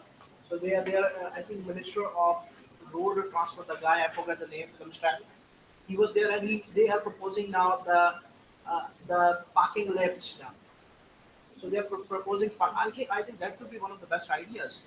So bringing the parking lift, because if we talk about the overload of the traffic versus the overload, we have been going through our basic lanes and all the things.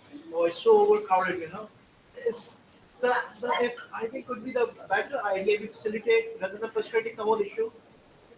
Facilitating it in positive direction could be much better to bring in, the parking lifts, and wherever clients are, wherever you can easily, not difficult. Parking lift is actually one of the solutions. It's one of the parking space constraint solutions that is actually diverse into hardware, that is facility. So when we talk about facility, there's always cost. The cost of building it, the cost of maintaining it, the lightings and the water and the They said we are increasing the raw tax to get in the all this thing. I understand that. Yeah, that's yeah. right. So when we talk about solutions in the facility side, so there's always the cost concern and there's sure, yeah. cost and benefit. We'll go ahead and yeah. Analysis. So we might want to look into. There's definitely a solution. Like other solutions are such as, since you brought that topic, other solutions are such as when you, in other countries, they build it outside of the city center. So they build it in different places, but outside the city center because land is cheap. I'm sorry, but your time is over. Sorry. Right, thank you very much.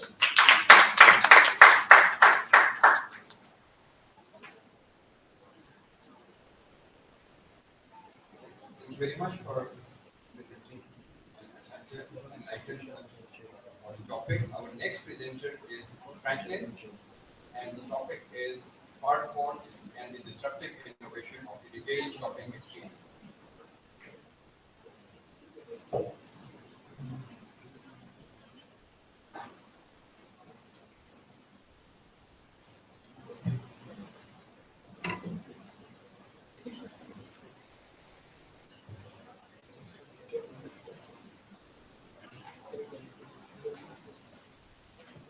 Good afternoon, everybody. Good afternoon, everybody. Good afternoon. Okay, I know it's getting late, and I'm sure everybody's waiting for your coffee time. Right, so I'll keep my presentation short and to the point. Right. My topic for today is the smartphones and disruptive innovation of the retail experience. I would like to thank my co-author, Preeti. She's done a lot of work and helping me to edit the article. Otherwise, I would have finished in a time. Thank you so much for that. All right. Now, let me introduce myself. My name is Franklin. I'm a digital marketer. I've been in the line of marketing for the last 20 over years. Okay? One of the things that is really fascinating me now is digital age. Okay? Basically, digital is a new norm. How many of you agree with me? Digital is a new norm. Everything else now is going on right? Okay? And that is what actually spurred me to do a research on this. Basically, mine is actually a concept paper. Talks about how smartphones have actually disrupted the retail environment. Okay, an overview of my presentation. First, I'll give you an introduction about the growth of smartphones, and then a little bit of the shifts of consumer behavior. Why there's a retail disruption? Because of the shifts in consumer behavior. And we look at all the innovations that has happened in the retail environment. We look at the future of retailing, and then the conclusion. Right? Now, before I proceed, I have a very sad announcement to make. Retail is dead. How many of you agree with me? Retail is dead. Only 1%. Okay, this is not my statement. This is statement from some experts on marketing and retail management. They've said the retail is dead, but actually, to tell you the truth, retail is not really dead, but retail is actually resurrecting. Okay, and but whether we think it's dead or not, there is really a massive disruption in the retail environment, the industry today. Okay? And basically, you look at Macy's. Macy's is one of the biggest, shopping centers in the US. And you will look at, Kmart stores. Many of them are actually closing down. And this scenario is repeated not only in the US but also in other parts of the world. Okay? Now, what is happening? Why are all these major big stores closing down? What is actually disrupting the the retail environment? That's the purpose of this today's talk. Okay, and we find that even if let's say Sears and Kmart's are closing down, but there are new retail outlets that have been born today, right? And that is what actually is exciting. That's something new. There's new trend that is happening in the industry. And what has actually caused this disruption is nothing other than smartphones. Okay? Now, the smartphones that we have in our pockets, is actually causing the disruption in the retail environment. Now, how does it cause the disruption? What's happening? Why does smartphone cost is structured. It basically, we will look at that, why it is structured. Today, if you look and see, smartphones are becoming everywhere. You've got so many, every one of you has got a smartphone. I'm sure if I ask you a question, how many of you got a smartphone is a stupid question, but every one of you has got a smartphone, right? Okay, some of you have got even 2 smartphones. Okay, if you look at the growth of smartphones, the year 2014, mobile phones reached 7.1 billion, which means each one person in the world has got a mobile phone with them. Okay, out of this, 36% are smartphones. In 2015, almost 50% of the phones in the world were smartphones. And estimates, in 2021, there will be 70% of all the smartphones, all the phones, mobile phones in the world are going to be smartphones. And this is how the technology is moving today, right? And not only that, we find there's a huge growth in mobile internet. Now, most countries, the only way that they connect to the internet is through their mobile phones, not through what you call the laptops. So mobile phone and mobile penetrations are increasing, every year. In fact, there's a 20% increase year on year for mobile broadband penetration. Now, why is it smartphones are popular? There are 2 reasons why smartphones are popular. One of them because it is available everywhere. You carry it around with you. It's personal. Mobile phones are personal, basically. Another reason is because from research they found that you are able to download mobile applications. Right? So in fact, we look and see, and many people use the smartphones as shopping assistants. They help them to shop. That's what. How many of you use smartphones for shopping? Practically all of them. Right? They use it for shopping, right? So we use it as assistants. And shopping apps are actually growing faster than any other category of apps in the world. Shopping apps. In fact, if you look and see, in the last year, 2014, mobile devices influenced 593 billion of purchases in the US, okay? And that is equivalent to 19% of all the in-store retail stores. Okay? That is huge. That's huge, and that figure, this analysts say, is growing. Now, smartphones have the reason why smartphones have actually disrupted is basically one major thing is they have actually shifted our buying behavior. Today, the way that we buy things are totally different from what it was last time. You agree with me? Yes. We consult our smartphone for every single details. We want to look at buy something, we check it out in the smartphone. Now, we find that those days, buying was very easy. In marketing, we talk about the sales funnel. When you look at an advertisement, you get interest, you have the desire, you go straight away, you buy it. This is called the traditional sales funnel. Right? But today, the sales funnel is not so simple anymore. It's become very complicated. And this is what a sales funnel looks like today. It looks more like a flight map, right, from different points. So in fact, it's no more linear, but it's got different touch points. Well, the selling is not in one place. It's not you walk to the shop and buy. But selling actually, before the actual purchase is made, there are a lot of touch points along the way. Whether it's social, whether it's going to be print media, it could be online, it could be social media, so many different touch points along the way. So it has become more complicated. It looks more like a flight map. One of the things that is disrupting the retail environment is showrooming. Now, what is showrooming? Showrooming is something that, when you are in the shopping environment, how many of you have done this before? That means you're in the shop, you're going to buy something, you take up your handphone and you start looking at the price. How many of you done that, checking prices elsewhere? We do it all the time. Right, isn't it? Now, this is actually causing a lot of trouble for retailers. Why? Because people are just, looking at the price of the product and they see a cheaper price online and they go online and buy the product. Okay, so this is actually a disruption. Showrooming is a disruption in the retail environment. In fact, they found that research says 82% they consult their smartphone before they avoid the purchase they're going to make a physical store. Because this is actually causing disruption. That's the reason why a lot of people, you find stores are empty now. Not many people are buying things. And many of them are actually just coming there instead of window shopping, they're doing what is inside, they're trying to find it.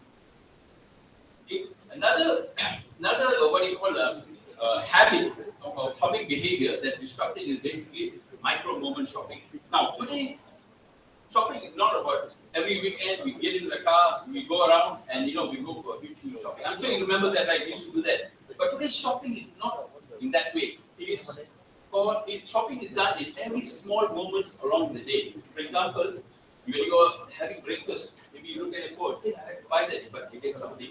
Right? Maybe you're having a discussion with a friend, you say, look, I want to buy that. So buying takes place not at one time, but in small moments throughout the day. Google calls these moments as micro moments. So we all come across this micro moment. So it's important that retailers understand what are the different micro moments that a person goes through.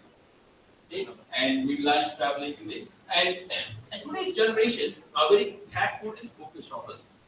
When a customer, a consumer walks in the shop, they already know what they want to buy and at what price. And what is the different type of what you call features of the phone or whatever they want to buy. Okay? So they are very focused, and they know if your price is too expensive, they will walk away to somebody else. Okay? And another thing that is actually reduced impulse shopping. How many of you know that when you go to any shopping center or a supermarket, always at the checkout counter you have all the chocolates there. Right. Now this is called impulse buying, because when you're waiting at the counter there, you've got nothing to do. When you look at chocolates, I want to grab a few chocolates. Oh, I want to grab this candy. Now a lot of stores actually make money doing those impulse purchases. But what happens today when you're waiting at the counter at the long line? What do you do? What do? You look at your handphone, and you're maybe checking out your messages. But nobody noticing all those, what do you call items at the checkout counter. So that is the problem. So what's happening is a lot of them are losing sales because of that. Okay? And the challenge today for retailers are basically foot traffic is reduced. Okay? And impulse buying is reduced. The question that is in every retailer's mind is how can I re-engage this new group of customers who are using smartphones? Okay? Today's consumers are not those that just want to just go and buy. They want to have a relationship with the brand. Okay? Not just go and buy, but they want to know more about the brand. They want to interact with the brand. Okay? So what actually retailers are doing is they have actually innovated. They are innovating to re-engage. Actually, the research says that actually a large amount of purchases are still made in store, not online. Even the online has actually increased, but many of the purchases are actually done in the retail store, which means retailers are actually innovating. The big, large retailers who cannot innovate are moving away, and new retailers are coming into play. And we will look at some of the innovations that we have done. Now, there are a few innovations that have been done in the retail environment. One is called omni-channel retailing, another is O2O strategy, in-store app mode, and proximity technologies. I'm going to run through this quickly. Now, first of all, it's called omni-channel retailing. Now, we find that today, physical and digital, the borders are blurring. Sometimes we really don't know where are we in digital or are we in physical. So what actually retailers are doing is they are removing the borders. They are actually breaking down the boundaries between digital and physical and digital, and offering a very seamless experience to consumers. Consumers are like this. They now want to look at the web, they want to buy at the web, but they want to pick it up somewhere else. They want to buy in the store and they want to pick it up somewhere else, delivered to their home. So they want a very seamless experience across different platforms, different touchpoints. And now this is the one channel, this is a multi-channel, and this is an omni-channel. This is the difference between a multi-channel. Multi-channel is working in a silo, either to website. But in an omni-channel, all the channels are integrated together. So what they have is a single view of the customer. So that's the difference between an omni-channel and a multi-channel system. Now, how many of you have bought from Amazon? Books. Yeah. A few of you. Okay. Now, Amazon is it's online, right? We buy online. Now, Amazon is doing something extremely exciting. Right? What they're doing, they're going to the physical. So what they're doing is they've created something called an Amazon Dash. How many of you have seen this? Right? I don't think you have it in Malaysia. The Amazon Dash is it's a small device, it's a Wi-Fi enabled device, so you stick it anywhere and you just press that. That's all, you just press that. Automatically a message is sent to your phone and an order is made. Now, instead of only going to digital, now physical is pushing us to the digital. There's something exciting now. I'll show you a video how it works.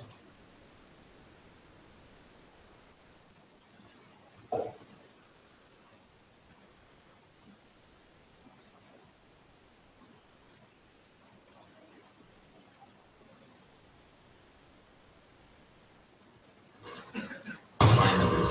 A simple way to reorder the order all in one single click. Then first,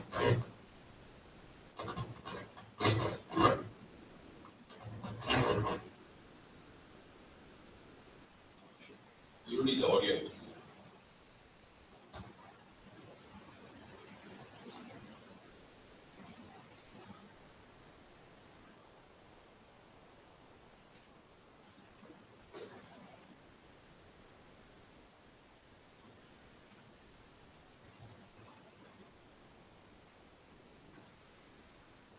So Amazon is now breaking the barriers between digital and physical. They are making us go physical and from physical go into the digital. The other way around, doing their mistake. Now, omnichannel, but the challenge that actually retailers have in omnichannel basically, number one, is providing a very seamless experience. That means they should look at the buying, purchasing, it should not be just like it's difficult for them. It should be something across platforms where the customers can look online. They can look online, but then they can buy somewhere else. And they can log into the laptop, and then yes, they can buy. Then they can go into the app, download that from the app, and they're able to purchase. So it should be one same. So when the customers look at the particular product, it's just one. They don't care whether they are in the store or whether they buy online or whether from the website. Or whether it is from the Facebook they buy. So it should be the same seamless experience. So they need a single view of the customer. That is a single view of the customer. The customer is one person. It's not one person buying online or somebody else buying through the app. Now, another strategy that is the companies or retailers are adopting is called the O2O strategy. What is the O2O? O stands for online to offline strategy. It is the strategy of customers buying online but picking it up at the retail store. Now that's becoming really popular. Even in Malaysia, you have the sending store. They're doing the same thing. You can buy online. You can pick what color you want, what size you want, everything over there is there. And then you just go to the retail shop and just pick it up. And somebody then tests it out for you, and then you bring it back home. Okay, so that's becoming more popular. Actually, this system started off with Groupon in China. Okay? So basically, Groupon is bringing the digital back to the physical. So from the digital, you buy, you purchase something, and then you experience it, in the physical. So Walmart started this in 2014. They conducted a program to allow customers to order groceries online, and then they pick it up in the store itself. Okay. Another trend that is happening in the O2O is basically a new trend that's called clicks to bricks. Amazon now is opening shops. We all know Amazon is a hardcore, online store, right? But today they are opening brick and mortar stores. The first one that they opened up was in Purdue University in the US. The purpose was basically very simple. They are looking into humanization.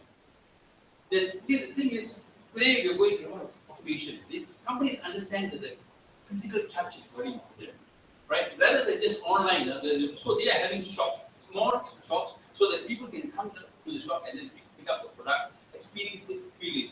So it's a different trend that's happening basically. Okay. And another strategy that companies have is, most companies have an app. So in the app, what they do is, the retail outlets, they have an in-app mode. In-app mode is simple. Once this customer walks into a store, maybe it's a Walmart store, it's an IKEA store, what happens is the in-store becomes active, which means once they're inside that particular store, it can actually guide them inside the store, where they want to buy what particular product in which aisle it is in. So IKEA actually came up with one. IKEA kind of started this. So you can have shopping lists, you can have the product locations, within the store itself. That's IKEA. So I don't know whether IKEA in Malaysia has it or not. I haven't checked that, but they're having in Canada, and it's fast becoming very, very good. And most companies are actually having an in-store system where customers can actually track the entire store, navigate them within the store itself. Now, another strategy or a technique that companies are using or retailers are using in order to engage customers is called proximity. The smartphone that we have that you're holding in your hand actually got fantastic technology. They've got proximity technology. There are a few technologies. Some of the technologies that they have here is called Bluetooth, GPS, and NFC. NFC is near field communication. In fact, a few more other technologies are available in our smartphones. Now, retailers are looking at that and say, how can I engage people using your smartphone? You're walking into the store. Smartphone is something that you do all the time, right? In fact, one research that I found, they said, even when you're sleeping, people have the smartphone by their side, it's on all the time. That's the only thing that we have with us all the time. So, if I want to engage with consumers, the only way is how can I tap into their smartphone? So, how do I tap into the smartphone? By using this proximity technology, Bluetooth. Now, there's something called a beacon technology. Beacon technology uses Bluetooth, but it uses something called Bluetooth Low Energy. It's called BLE. This works in this way. When a customer walks into a store, you walk into a store, automatically you get an alert saying that, oh, okay, now we have 10% discount on Adidas shoes today.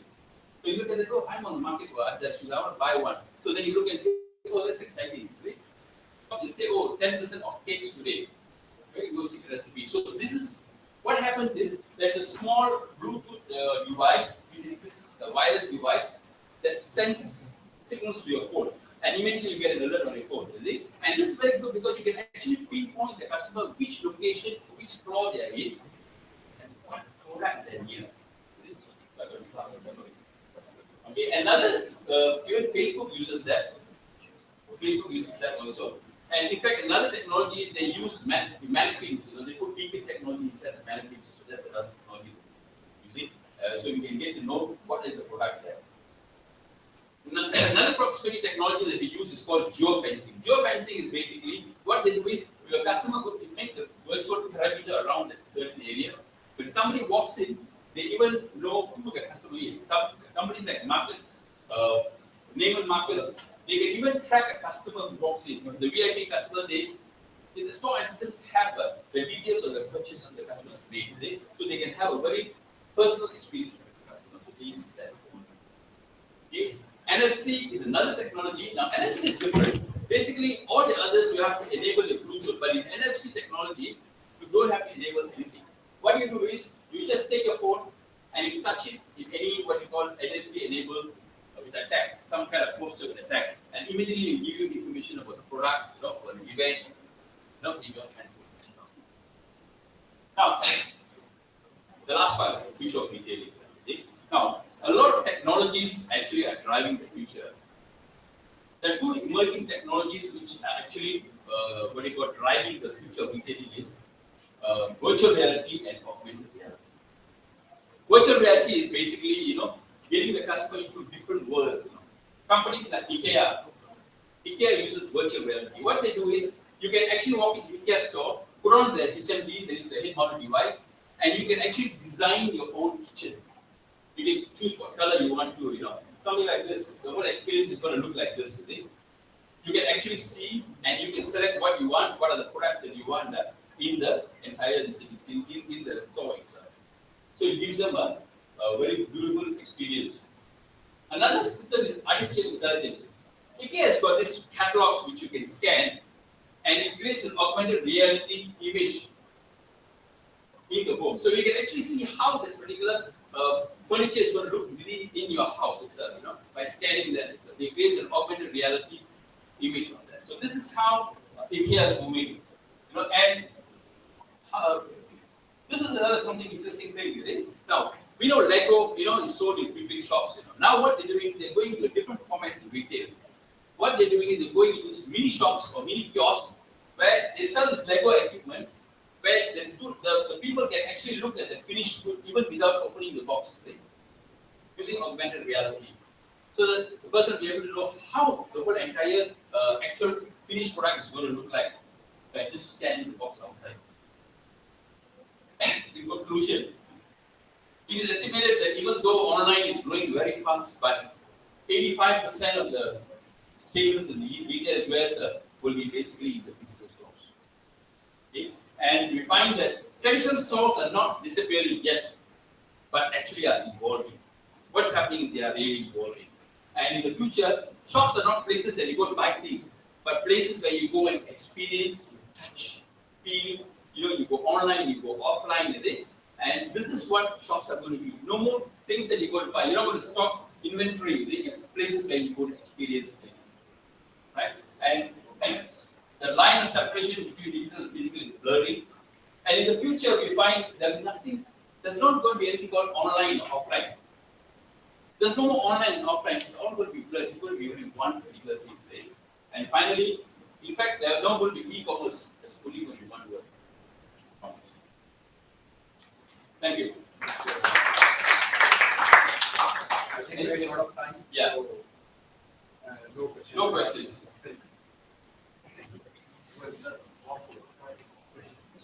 Thank you very much, Franklin. You tell us that thing in the start of your presentation.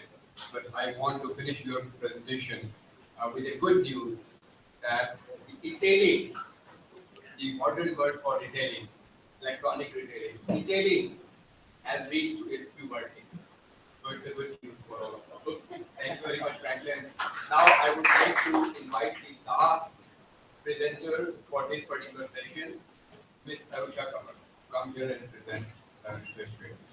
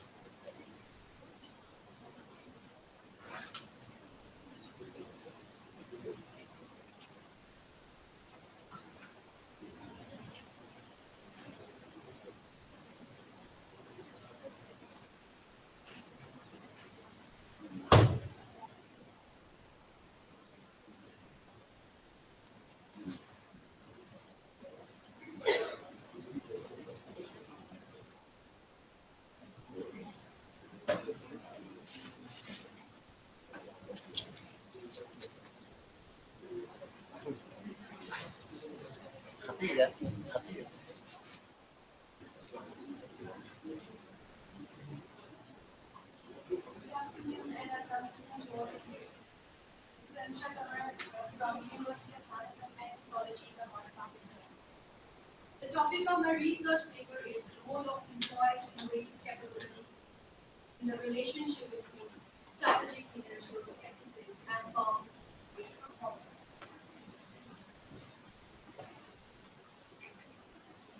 Well, introducing this topic to all of you, I really want to tell why I have chosen this one topic.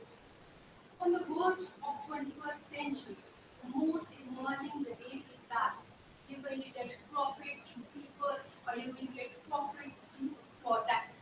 So actually when we are talking about people, so in fact we are talking about intellectual capital of the organization. And in order to gain competitive advantage from the intellectual capital of the organization, there should be enhanced employee innovative capability. And for that, there should be a strong implementation of strategic human resource practices in the organization.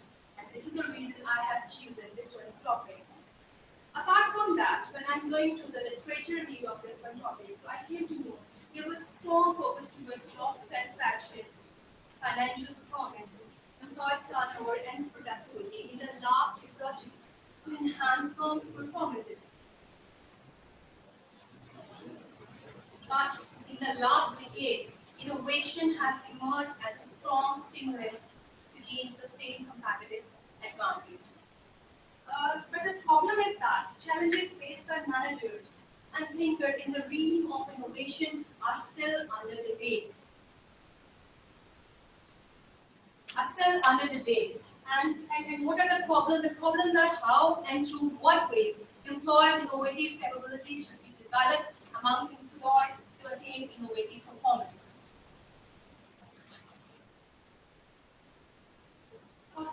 And these queries, which I have told you, the challenges which are, got to the philosophers and the manager, and these queries are responded by many managerial philosophers that identify linkage of SHR and effective sales with employees' innovative capabilities as a strong stimulant to strengthen the process of innovative performance. But in spite of excessive discussion in this reading, the problematic concerned with lack of quantifiable results that can assist managers to know missing link between SHRM practices and firms' innovative performance.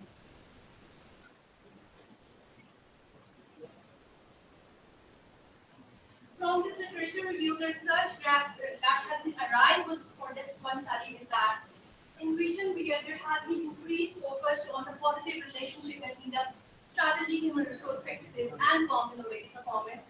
But there are very less empirical studies that can identify mediating role of employees' capability in the relationship between strategic HR practices and firms' innovative performances. Thus, this study is intended to fill the gap by identifying the role of employees' innovative capabilities and the HR practices in fostering creativity and innovation process to affect firms' innovation performance in the organization. From research that problem statement arise for this one study is that there is a lack of proper implementation of strategy HR practices within telecom companies that has resulted in the fiasco of employees' innovative capabilities, and finally it has resulted in the loss of sustained competitive advantage and loss of innovative performance of firms. So, keeping in view all of these things, research gap and the problem statement, the research objective of this one study is to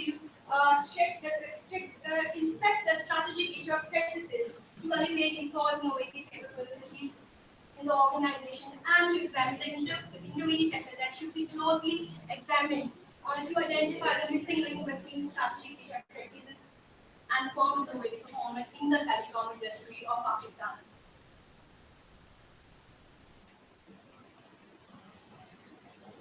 These are the two research questions which are generated from the problem statement and from the research objective. The first one question is, what is the relationship between strategy HR practices, employee innovative capabilities, and firm innovative performance? And the second one question is that does employee innovative capabilities intervene in the relationship between HR practices and firm innovative performance?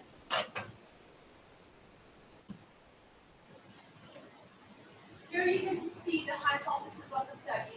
Here are the four hypotheses of the study. The first one hypothesis is that such practices relate positively to innovative performance. And the second one hypothesis is that strategic human resource practices relate positively to employee innovative capability. And the third hypothesis for this one study is employee innovative capabilities relate positively to the firm's innovative performance. And the last and the fourth hypothesis of this study is there is a mediating relationship of employees' innovative capabilities in the relationship between SHR practices and innovative performance. Now, I will discuss with you the operational definition of variable of interest. There are three variables of interest that have been used in this study. The first one is employee innovative capabilities, second one is firm innovative performance, and the third one is SHR practices. Moving to the firm employee innovative capabilities, innovative capabilities is the ability to continuously transform knowledge and ideas into practical form to produce new product and service. And the second one is SHRP, or strategic human resource practice. It is an approach to manage human resources that is to develop, motivate, and retain employees that support long-term businesses, business goals, and outcome in the strategic framework. And the last one definition is for the innovative performance or firm innovation, and that is a process of introducing new idea, device, or method in the organization. Here you can see the conceptual framework of my study, and that conceptual framework is backed by resource-based view. Here you can see the positive relationship of SHR practices with firm innovative capability, innovative performance, and there is a mediating relationship of innovative capability. The relationship between these one variable.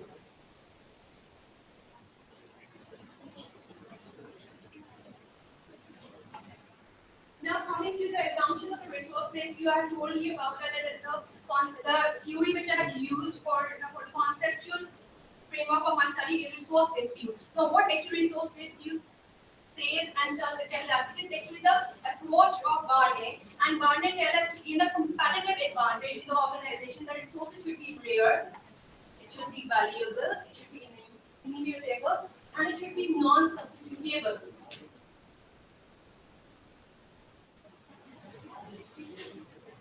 Now coming to the research methodology of my study. You can see to check the validity of my model, I have used questionnaire survey approach. And here for the population of the study is the telecommunication sector of the Pakistan, because I've already told you that the study is purely on the telecom industry. And the third one is research paradigm. Research paradigm for the study is positive. Research strategy is quantitative. And research approach used in the study is deductive. Type of field survey is cross-sectional because the data is taken only at one point of time, and the unit of analysis employees of the organization.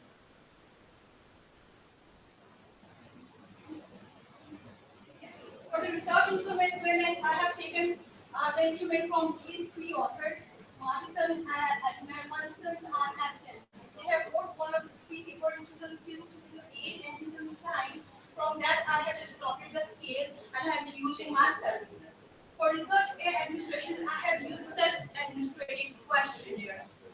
And for the data analysis, SPSS software is used in my study. And coming to the hypothesis, how hypothesis of the study is checked, it is checked on the basis of a regression analysis. But the last and the fourth hypothesis checked through the global test, which tell us about the mediation of research.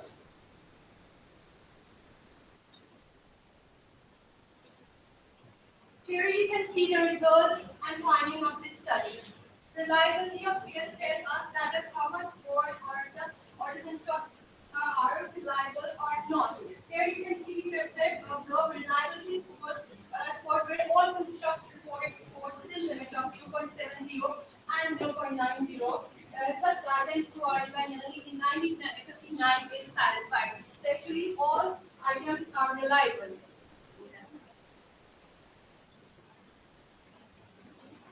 Here you can see the results of linear regression for my study, because I had already told you that I did linear regression for my three hypotheses. And the results you can see that the p-value is less than 0.05. That shows that all the relationships are significant.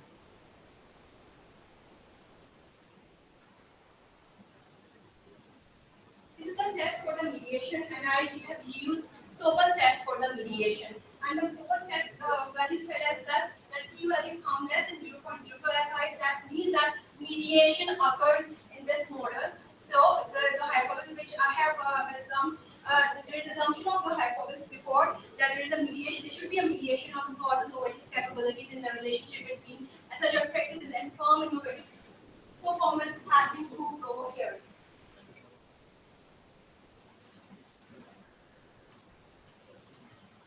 Now coming to the last section. The last section consists of the discussion and conclusion. In the discussion section, we can see that the result exhibits that there is strategic HR practices positively relate to non-innovative performance. And this study is also supporting the previous studies. As I told you, the previous studies are also mentioning the same framework that there should be positive relation between such practices and innovative performance.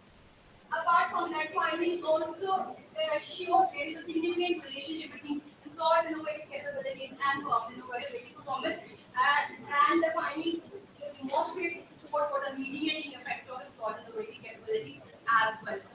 So, conclusively or consequently, it leads to the conclusion that in order to build interconnection between strategic resource practices and firms' innovative performance, our organization should have a capacity to elevate and recognize the importance of employees' innovative capability. Now coming to the limitation and future research of this study, the limitation is that the sample size is quite small, so finding of the study should be generalized with caution. And for the future research, I just want to tell to the people that this is research has been done in the telecom industry. So if you want to do research in any other telecom industry of the world, so you can do, and you can take the result from this. So it is going to support your research. So this is from my from my side, thank you for listening to me. Now you can ask the question and ask.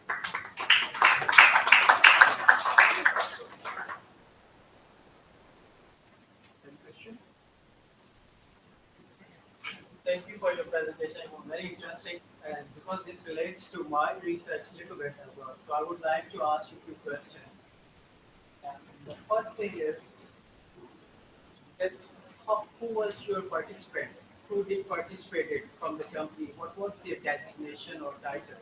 Okay, basically the unit of analysis are employed, but I have taken the employed middle level managers and lower level. It's not lower level, middle level and high level manager I have taken for this month study because in middle level managers also came and the team leaders also came. And for the high level managers, I took the people who are HR managers, the marketing managers.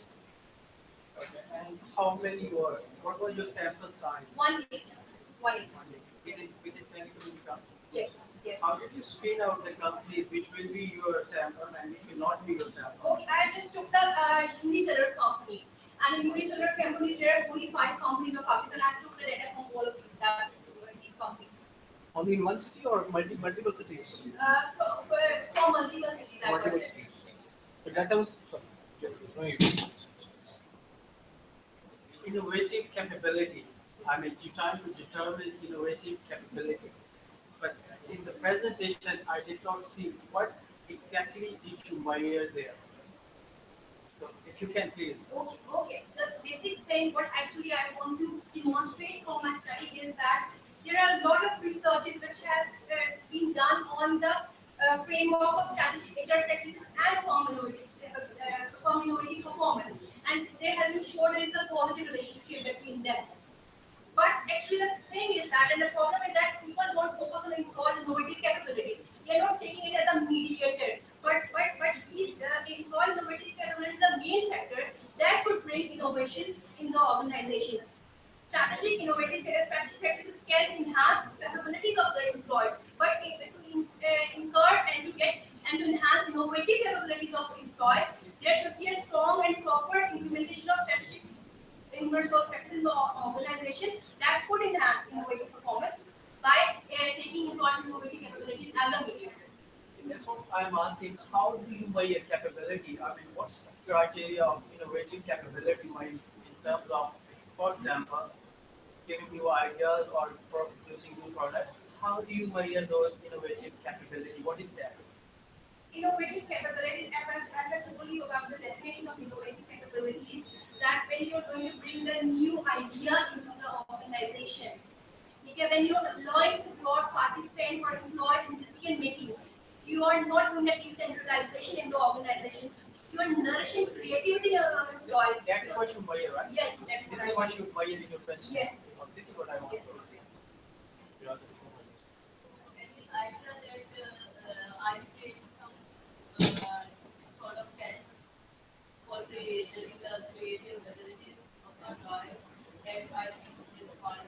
I have got the question. I have told you I have taken the question from one of the persons who has already used that one scale in his study. That is about the innovative capability. I just took it that and I made the performer and I did survey approach, questionnaire survey approach for that.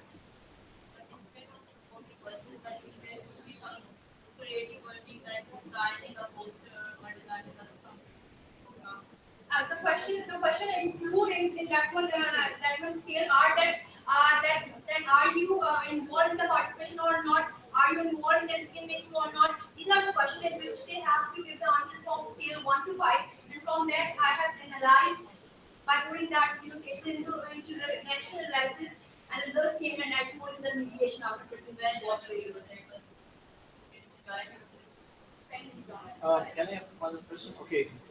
Very simple. Your honest speaking, this was the first structured presentation. Thank you so much for a nice presentation. The question is basically regarding your validity of your questionnaire. How you validate your questionnaire, number one. Okay, second, how many number of samples you have used? Okay. No, for the validity. Okay. How I validate my study, I told you I've taken the scale which I have taken that you have already been used in one of the papers. That's about the capabilities, and one is about strategy, practices, and one is about innovative performance. And have approved it from my supervisor. He approved it, and then I moved it to the organization. And for that, how I calculated sample size at what you No, are. so after it was approved by the supervisor, Yes. you directly applied it to 180 individuals. But I will tell you what is the reason because there are 25 items in all of the questionnaire, and the approach is that if you will get five, response rate, you should five answer against one question, and in the basis of that, I should get 180, and that's why my study is performed. Okay, just suggesting something very important because you're saying the sample size is very little. Actually, I feel with such sort of descriptive study, the sample size is almost is very good. But ideal is you put just suggesting for the next slide. You put it instead of saying this. It was a descriptive analysis. We are looking at for the inferential statistics very soon. That could be very good one. Thank you. Thank you so much. Thank you.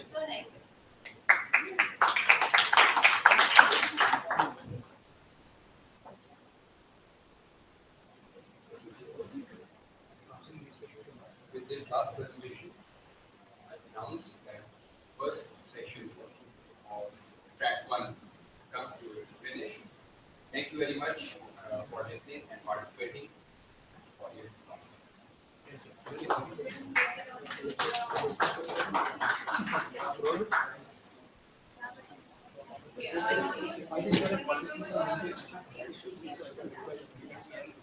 Okay, so all of you can go for a short break.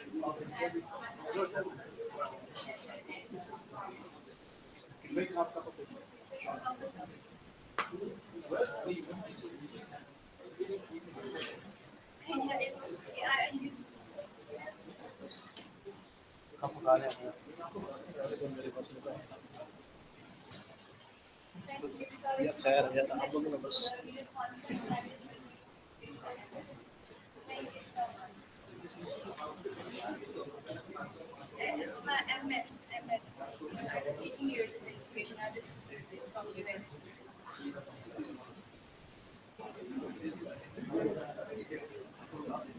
Yes, yes. Yes, I want paper was next month. It's engineering. It's engineering. For PhD, I'm going to do something very nice because HR is something that's not national. But then you have one source, they're part of the innovation and there is creativity. They should be linked with mind, satisfaction, heart, and emotions. You're getting my point? But I have never, studied linking HR with the emotional feeling, like the condition. There should be atmosphere, in the offices, and there should be research institutes working also. For the completion of that, so that should be able to do innovation. Innovation is something that's creative. You should have that kind of atmosphere where you can nourish and where you can bring innovation. And it is linked with your internal systems. I want to do something in this area. We're bringing psychology and HR together.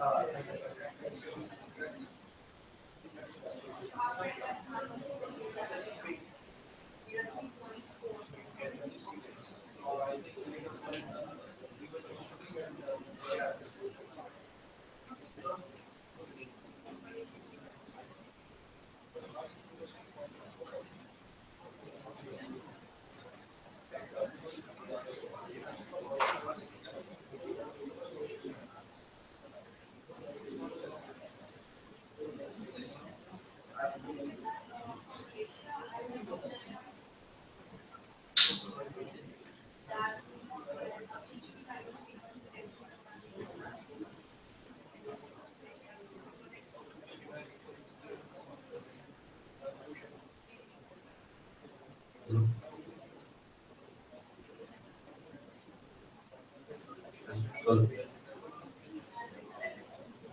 Hello.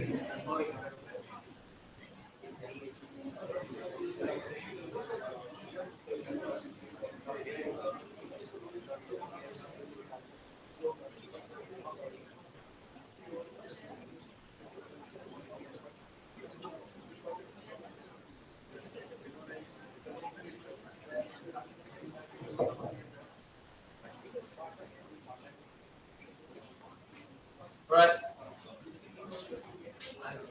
Guys, I appreciate your take back your seat. We're going to start the session 2.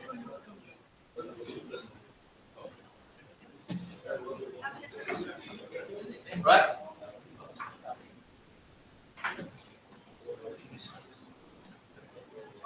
Small reminder for the track 2.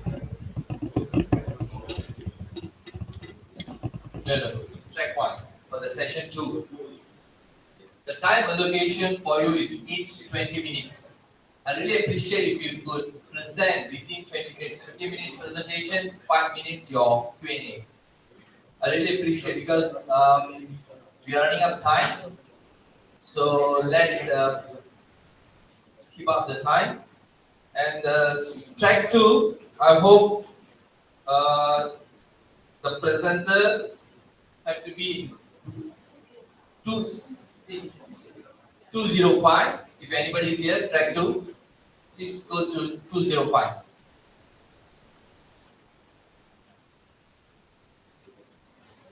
Okay, let me call the session 2 first presenter, Elizabeta Zanika.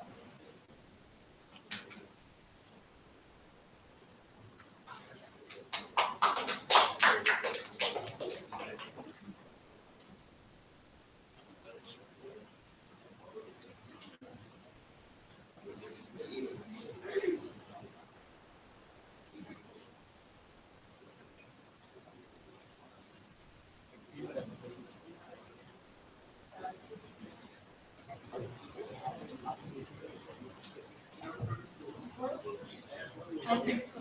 Okay. Good afternoon once again to everybody. My name is Elizabeth Zanika. I work at UMT, Lahore, Pakistan, and originally not from Pakistan, but does not matter. I live and work now in UMT Lahore. And this presentation is the end product of a project that the rector and NDJ asked me to set up earlier this academic year, namely to boost somehow as a language professor and not only to help the students and the young faculty, especially the researchers, especially help boost their chances of being better integrated in the academic and publications market. I didn't understand at the beginning what the director is talking about, but later on, when I was allotted my very first PhD supervisees, I immediately understood what is going on. Namely, UMT, very, very good students in UMT, they do not master certain academic writing, research presentation skills, in short, academic writing and presentation skills, namely, to put it very simply, research, intellectual work is wonderful, but we don't know how to write it in an academic paper and to make it therefore publishable. The same is valid in case of theses, PhD, or MPhil thesis writing. Excellent students do not know how to put on paper in a short, concise manner their vast, deep, complex ideas. And what we language professors end up with are usually oceans of ideas, oceans of words, sometimes without punctuation, without being structured into sentences and paragraphs. A bunch of papers, pages of words that are called a proposal or a research article, but they don't have an introduction, body conclusion, they don't have a logical red line, what is called a coherent logical flow of ideas.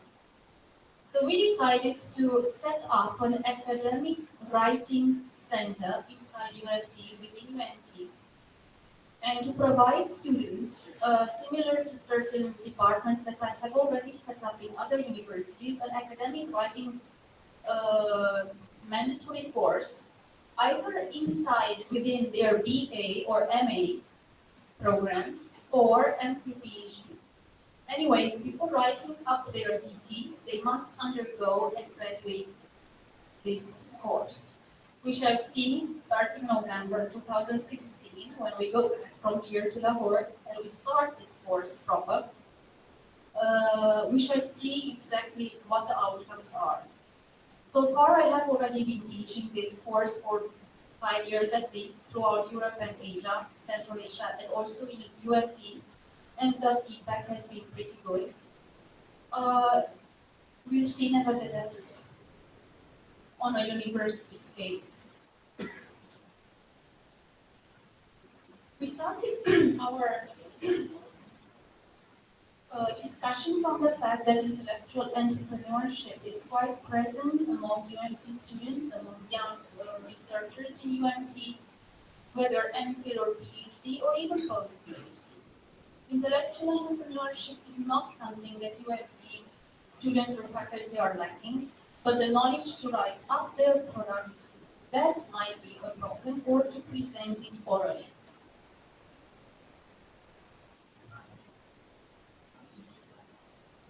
Therefore, the mission of this academic writing center would be to train our students, our UMT students as well as young faculty, not only to research, to think critically, analytically, to practice constructive criticism, CC techniques, compare and contrast techniques, but also to shoulder the responsibilities of this analytical critical thinking, because it's easy to criticize, but you have to shoulder the responsibilities of criticizing something openly. You have to shoulder the responsibility of being constructive, non-nihilistic, concise, precise, economical in your writing or presentation. Something that from my 15-year experience, students of Eastern Europe, Central Asia, and even South Asia do not master. Whether this is something historic or not, given the Soviet era and the legacies, the horrible legacies of the Soviet era, I don't know, probably yes. Because in Western Europe and in America, students, pupils, are trained from kindergarten to think logically, critically, and concisely. In Eastern Europe, where I come from, Central Asia, subcontinent, this is completely missing, or in a big chunk missing. Good. Let's go on. I do not want to give you all the details here. This is the central, let's say, scheme of what I would like to teach my students if I could teach them within this academic writing center as fast as possible. These are the goals. Constructive criticism and what could be cultural, intellectual, historic legacies and hurdles. Thinking concise, clear, and economically. Methods of training your brain to think and to write in a very critical, concise way, because there are exercises developed for critical writing and presentation exercises, quite easy exercises like the so what method or the compare and contrast method. What is the umbrella rule that is staying within the framework, the conceptual framework of the thesis statement or idea or of the title of your presentation or research article? What is an opinion, what is an argument, and what is a scientific fact? What is quotable and what is non-quotable as a scientific resource? What is to describe and what is to analyze? And of course the differences. For me, for example, as a student from Eastern Europe, to analyze meant 15 years ago to describe and to copy-paste all kind of important ideas coming from very important theoreticians. Then when I started my studies in the United States, I was failed in all my exams, and then I learned that to analyze is quite different from to describe. And no one is interested in a copy-paste line or series of ideas from different theoreticians. What they are interested in is what my own thinking, opinion, processing of information is and how I can defend it. Even if I say 2 plus 2 is 5, it's acceptable as long as I can prove it. And this is one of the exercises, for example, in which I train my students' brains to think and to argue even for something that seems to be completely idiotic. 2 plus 2 can be 5 sometimes, yes. If you are drunk, if you are very tired and your brain doesn't work, there is a joke on internet, for example, I completely accidentally found it. A child, a primary school child, is at the blackboard, and the teacher is asking him, how much is 2 plus 2? And he's quite lost. He doesn't know how much 2 plus 2 is. The rest of the class from behind the teacher are pointing. But because of the bad shadow and lighting, the kid sees 5. And he writes on the blackboard 5. So it is a joke. Can it be proven that 2 plus 2 is 5? Yes, of course, not scientifically, but it is not mentioned in the statistics. Can you prove that 2 plus 2 is 5? Yes. Can you prove that water boils at 100 degrees? Yes, because I don't mention if it is Fahrenheit or Celsius. So all kind of logical rather than actual writing skills. I don't teach students to write. They know how to write, plus they write nowadays. What we are losing in this era of computerization is the logical thinking, arguing without being nihilistic, and being concise. This is especially in Eastern Europe and in Asia, where quantity tends to matter more than quality sometimes in certain education systems. Research question number 1, how could Pakistani universities adapt, especially the private ones, a new curriculum or curricula for the effective training of entrepreneurship education? And how does the UMT's Disruptive Innovation Academic Writing Center facilitate the entrepreneurial ecosystem by the 4 core courses that this center delivers? Let me go directly. Before I go directly to the courses, how will this academic writing center function? From my experience as a professor of academic writing and student of academic writing centers from different universities, there should be 4 specialized core courses, different tutorials, different workshops, webinars, national, international networking, national and international exchange programs for students especially, and for faculty as well.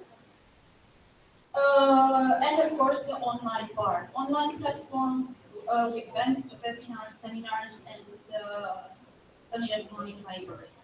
Online sessions facilitate and speed up things. Very concretely, very economically. On an MA level, I have designed and separately, but in parallel running on an MPhil and PhD level. MPhil, I think for the time being, at least in UMT, can be taken for the time being, the same as PhD. So the 2 courses can run as parallel, and then as students start to develop and to differentiate these 2 levels, then I will pull them apart. Yes, but for the beginning, it's okay to put them together from my experience. Academic research and writing, focusing on critical analytical text analysis. What is analyzing the text? What is the critical analysis of the text? And how do I translate it in a written form? And then how do I present it in front of the classroom or in front of a conference panel? academic oral communication is we focus only on the very complex set of communication skills, especially in Asia. Why? With all due respect, in the West and in the East, probably North and South as well, there are cultural differences in terms of presentation. For example, in Germany, no one would speak during a panel presentation. In Asia, it's normal to speak. Yes, at the back, people are speaking. For me, it is annoying for a German person. But I understand the cultural differences, and then I surpass this annoyance because I'm not in Germany, I'm not in the United States, and I do not obey the Western patterns of communication.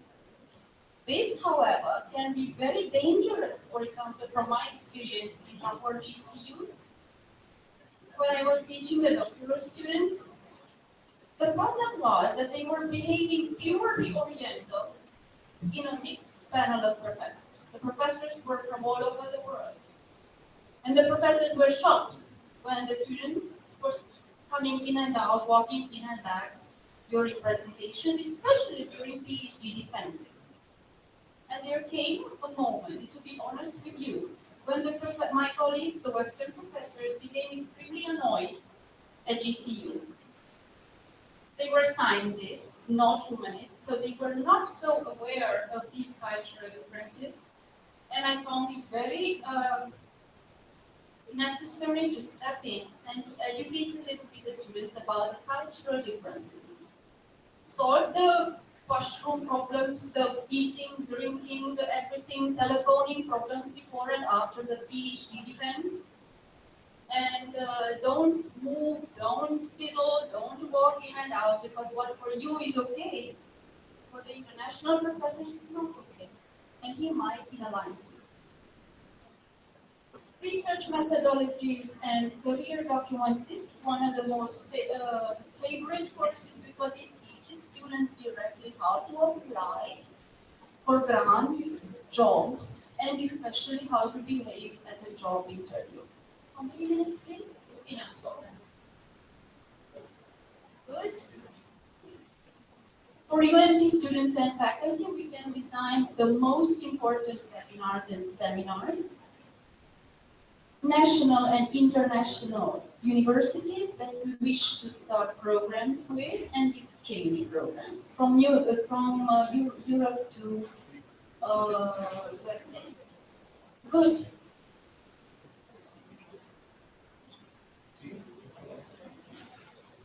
This would be, in a nutshell, my message. If there are questions, thank you very much.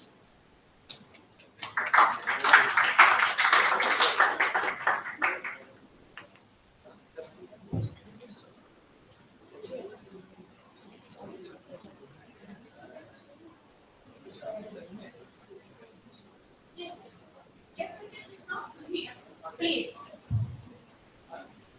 Throughout the presentation, I'm wondering that this topic it should be applicable to every student. Yes. Because analytical writing is not just, I don't know why, entrepreneurship education, I don't know. It should be for all the research students, absolutely for all the students. I don't know how we are going to ensure. This is a pilot project. It will be a separate department of UMD. Like all Western universities have a separate department of academic writing and oral presentations. And all students of all programs are obliged to graduate the first year of their program, BA, MA, MPhil, or PhD. So the very first semester they enter their program, they must graduate this academic writing program. It's called academic writing, or it's called the first year seminar in some universities. It doesn't matter. So each and every department sends its students to this separate academic writing department where the students graduate this course. Because I have seen it in Pakistan, yes. It is lacking. Absolutely, yes. It's in the Western, in the academia, now penetrating a little bit Eastern Europe also. But the American universities, for example, in Asia, Middle East, Central Asia, they have it. Yes. Thank you so much for a nice presentation. I will discuss regarding the different programs Yes. versus something very important I want to say because my 8, 9 months last time working in UNT, something very strange I found. For example, I'm going in for a class to teach one of the subjects. The class is altogether 150 to 180 students. Okay, so teaching big classes in a short time, number one. Number two, the issue is these 5 classes, those they need, example, like class need English to be taught. Yeah. But yes, the level of that English could be different for every. Yeah, it's very important. So bringing in 5 different groups together, or 6 different groups together in a one subject. So I think it's totally inappropriate looking at the cognitive, Bloom's taxonomy and all those things. So like in your case, like Apple versus PID, I didn't see Pakistan, no one is addressing even this issue. So how can it look like, for example, how these students when they go up into other universities, overseas, these days a lot. I've been Oxford, I've been at the university, I guess a lot because they look into the first level that you will be told your level will be C1 and C2, and for God's sake, people don't know what is C1, C2. So, do you think is there any way we can compensate, like telling our students all these things, or at least like training the teachers now? It's like something like very important. What I found.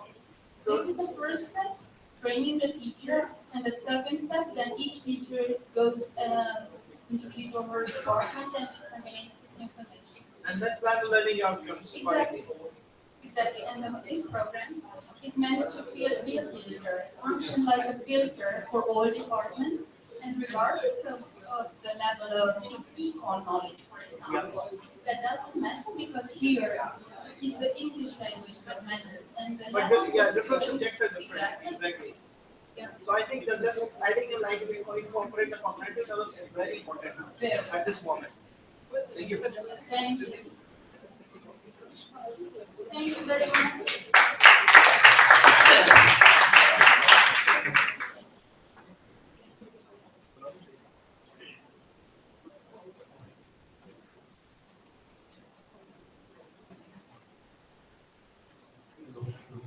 So, Dr. Elizabeth Takachu. Alright, another thing I just want to highlight here, while presenting and while Q&A at the back, keep remain silent. You need to respect the presenter, right? The following presenter, Dr. Shadi.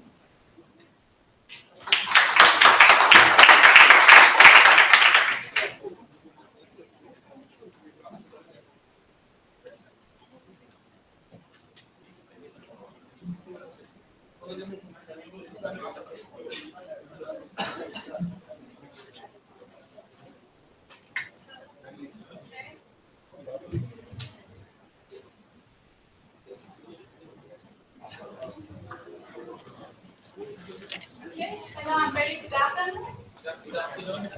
The title of my presentation is about the termination of barriers among food industries that prevent them from practicing waste minimization in Malaysia.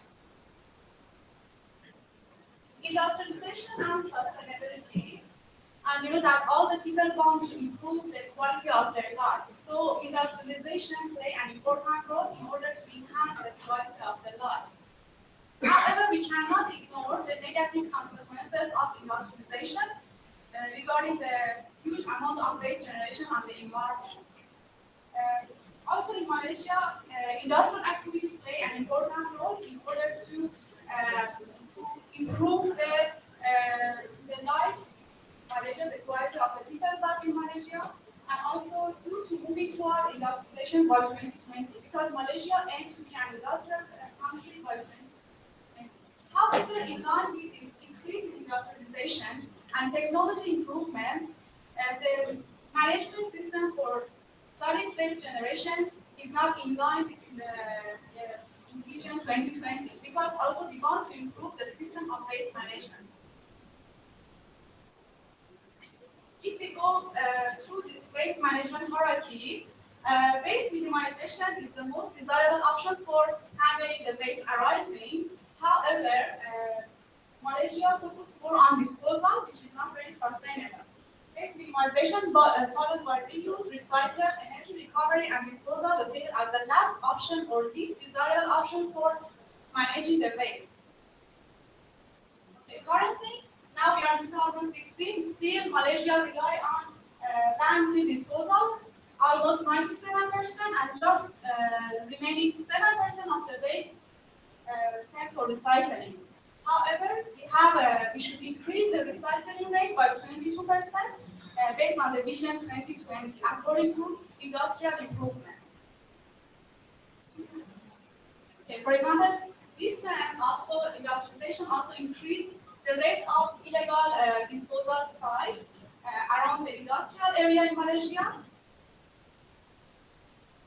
Okay, among different type of industries, food industries in Malaysia also have the wide range of products that is suitable for all Asian tastes that are exported to Singapore, Indonesia, China, and the United States. Also, halal food industries provide eco food products for Muslim community in Malaysia as well.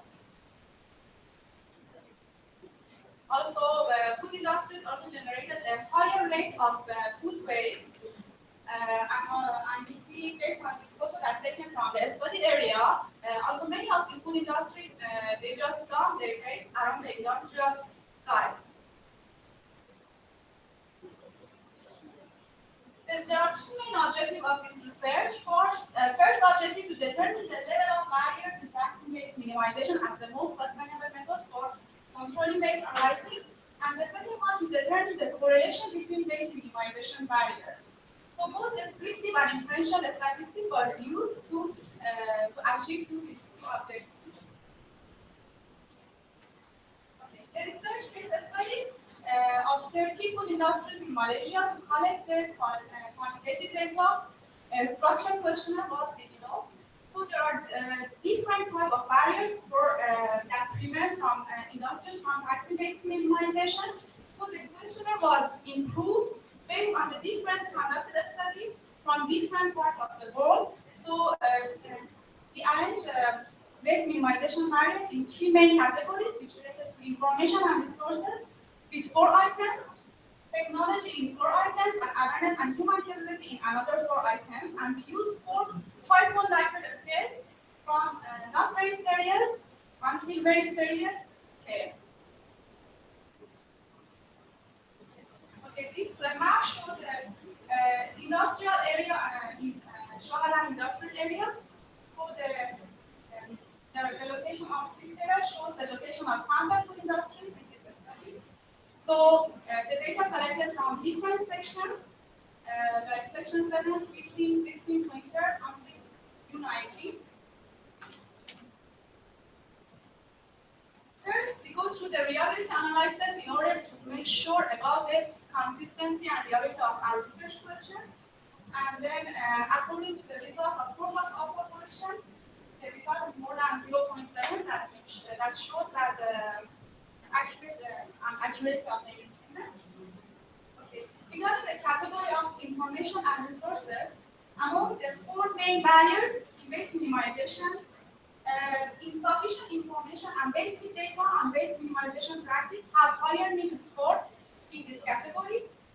And this barrier followed by absence of accurate information, that followed by lack of technical information, and this one followed by the lack of legal information. Regarding the category of human resources and awareness barriers, inadequate expertise and manpower have the higher mean score as the most serious barrier that prevents food industries from practicing waste minimization. This barrier followed by insufficient awareness about waste minimization, that's followed by awareness, lack of trained staff, and this one followed by lack of cooperation among employees. The last category is category of technology. Also, we have 4 items in this category. And all production process technology is the most serious barrier among food industry regarding practicing waste minimization. Although we can say that the total average of mean score regarding the category of technology is lower than category of awareness and information. This figure compares all categories from all barriers from different categories.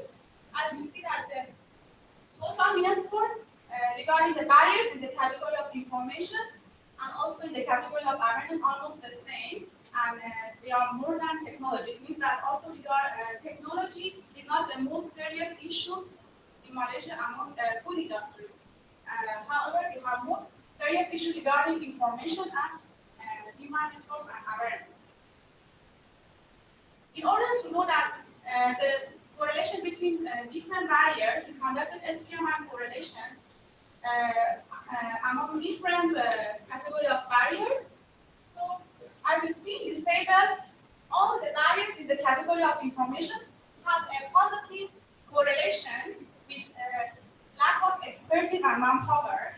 Among these barriers, absence of accurate information had a strong and positive correlation with the lack of expertise and manpower, but we do not have any significant correlation between the category of technology barriers and lack of expertise and manpower. Also, we compare all the barriers in the category of awareness and technology with the insufficient information and basic data.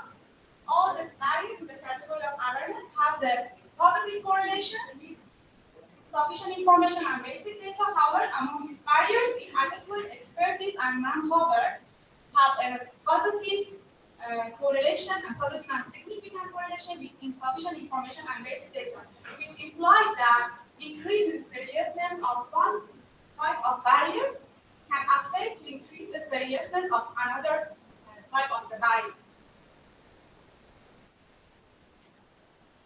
Okay, as a conclusion and recommendation, you can say, as I stated earlier, current recycling level in Malaysia is still very low, which is 5%, and it is not in line with the Vision 2020 that we want to achieve 22%. So it shows that Malaysia have the very serious weaknesses in recycling. So in this case, it's better to shift to waste minimization. Waste minimization is not very common in practicing among food industries, and the other thing that is considered as most desirable option according to the waste management hierarchy compared to recycling, because waste minimization is the most desirable option. So we can understand that waste minimization plays a fundamental role in minimizing the quantity of waste which are usually sent to landfill for disposal and also for recycling.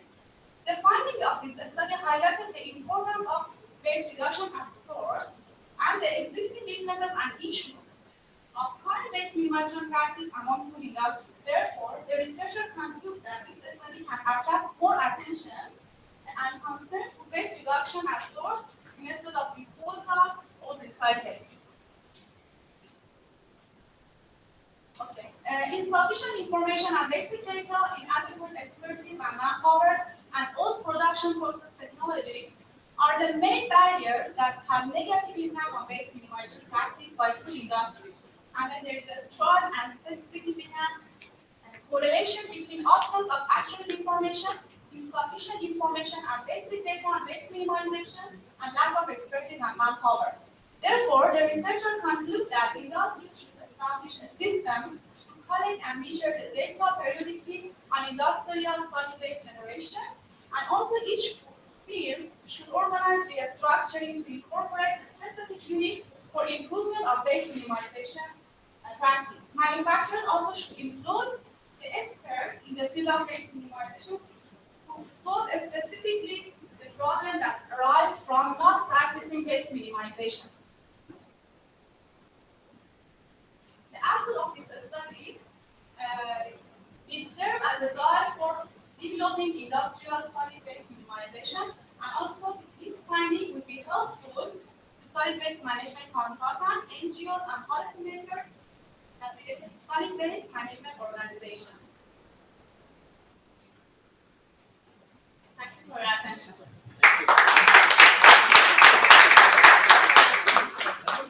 If you have any question.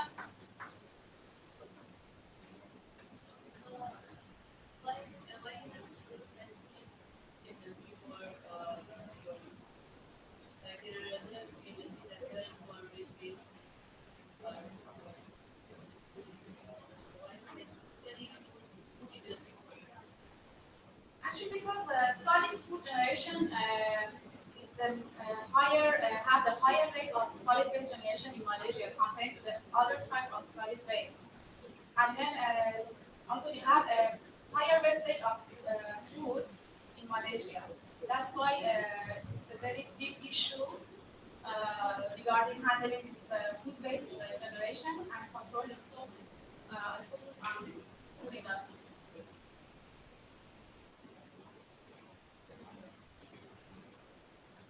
Thank you for that question.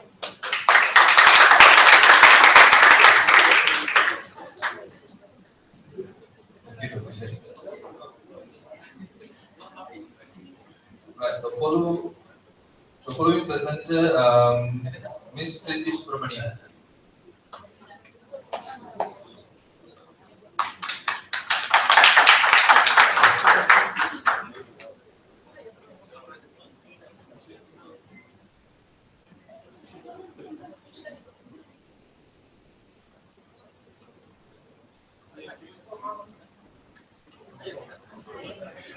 Good evening to all present here.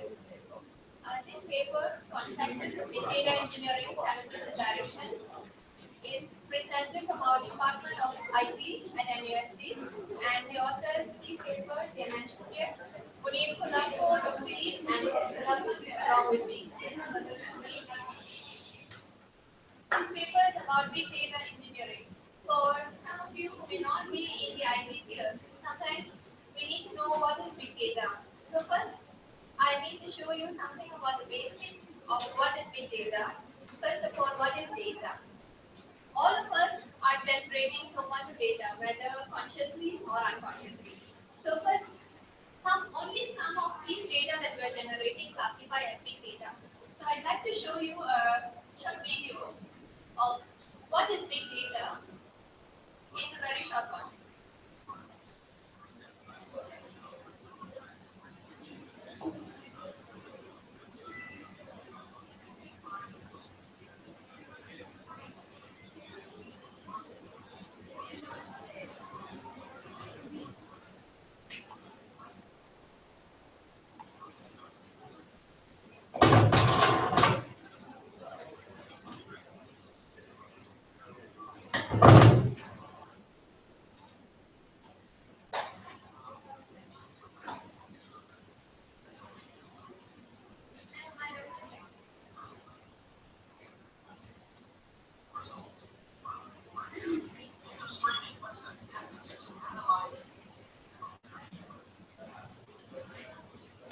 Okay, I will just explain the video.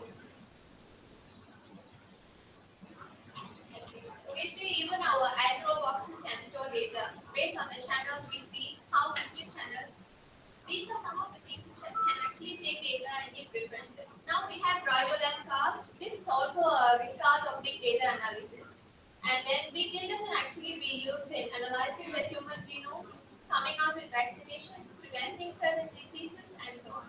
So this is all about big data as an introduction. So which of these data that we see is classified as big data? This big data has especially three major characteristics. They are high volume data, high velocity data, and also high variety. So this high volume, the first thing, big actually means a lot, a big size, or is a very big thing. So that actually denotes volume. But many of us might think big data just means the data which is very big in size. Only the size cannot qualify a data to be big data. There are other factors such as velocity, the rate at which the data is flowing inside a server, and the variety of data. So if we have only characters or we have only numbers, this is actually not big data. Big data is of different variety of data like audio, video, text, even websites.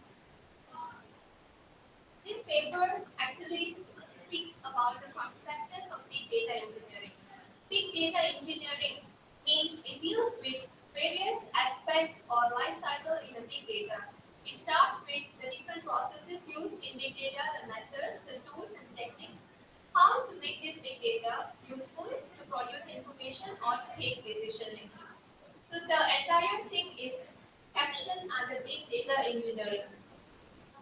And this is actually the trend of big data as predicted by Oracle Corporation Big data, the data is very big. As in 2020, we might have about 45 zettabytes of data.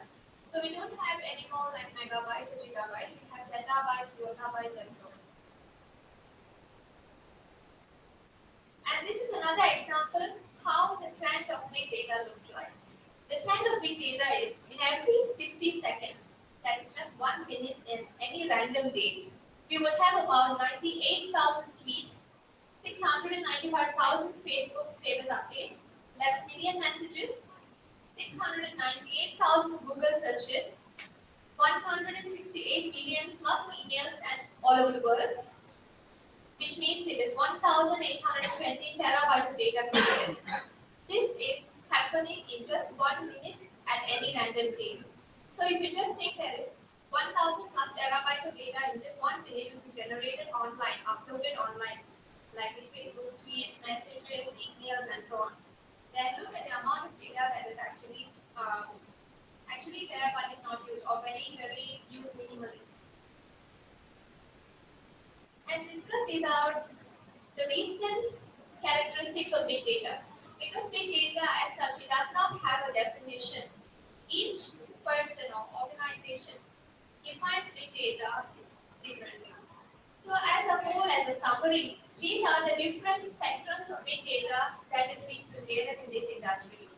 We have already discussed volume, velocity, and variety. But there are other three important spectrums of big data which is important, such as value. There are lots of data and it's big, its volume and its variety. But the big data becomes really meaningful only when it has a value. There might be 695,000 Facebook tweets. But do all these Facebook tweets generate a value to someone or to an organization? Only then it qualifies as a big data. So all these things we have to analyze. And then also there is variability and veracity in the data. This is especially when you use big data from organizations such as medical records and telecommunication records. The data is variable, meaning it is not sure. Sometimes the data is missing. There is no value in the data field due to data corruption in the network service. So these are the different spectrums of big data. And why should we study big data? Any result or any research becomes more meaningful and statistically proven by using data. That's what all researchers do. Get data, analyze, and prove something. So then now our data itself is very big. That means the statistical reliability is even higher. And the main interest in big data is because it can produce significant economic growth. Any organization which uses big data to plan its future trend and its policy making, then that organization is benefited. Several researchers have proved that, and firms that utilize big data analytics outperform those who didn't. All the leaders in the market in different industries, they are using big data to set their policies and to set their future trends. These are the three different types of analytics that you can do in big data. They are descriptive, predictive, and prescriptive. Descriptive is just as the word says. They look at the big data and describe what this is, what is the meaning of all this big data which is generated. And predictive analytics is used to forecast. After you know what's the meaning of whatever is there, you predict how the data will appear tomorrow or the next set. And prescriptive is after you have predicted, if you want to change your course of action, if you want your customers to behave in a different way, you prescribe some policy. And if you prescribe this prediction will change in favor of the organization. So these are the three stages of analytics using big data. And these are the stages in big data processing. They are classified roughly under two umbrellas of data management and analytics. Data management is just acquiring, storing, or retrieving the data. Whereas analytics is you move further to modeling and interpreting this data for decision. This is one of the key slides of this paper actually. This summarizes all the open source tools and softwares used in big data processing. There are different stages of phases which is shown in the first column of this table, such as data extraction, storage, cleaning, integration, mining, analysis, visualization, and languages. And the last column is all the open source tools. Actually, each of these phases, they have specific tools how you do the process. If you take, for example, data cleaning, then you can have a specific software to just clean your data, just to refine your data. If you want to integrate data, usually big data does not come from only one source. It comes from multiple sources. So the first point after cleaning has the integration. So for integrating the data, you have specific softwares. And finally, interesting, usually IT experts are more like, they do analysis and come out with graphs or charts. But when you talk about, there is a whole world which is non-IT. So these IT terminologies and graphs and analysis may not be well received by these non-IT who is a majority in the world.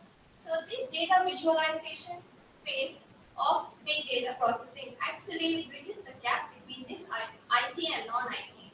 Data visualization is just like to make data come into life. You don't want to talk in terms of percentage or points or tables.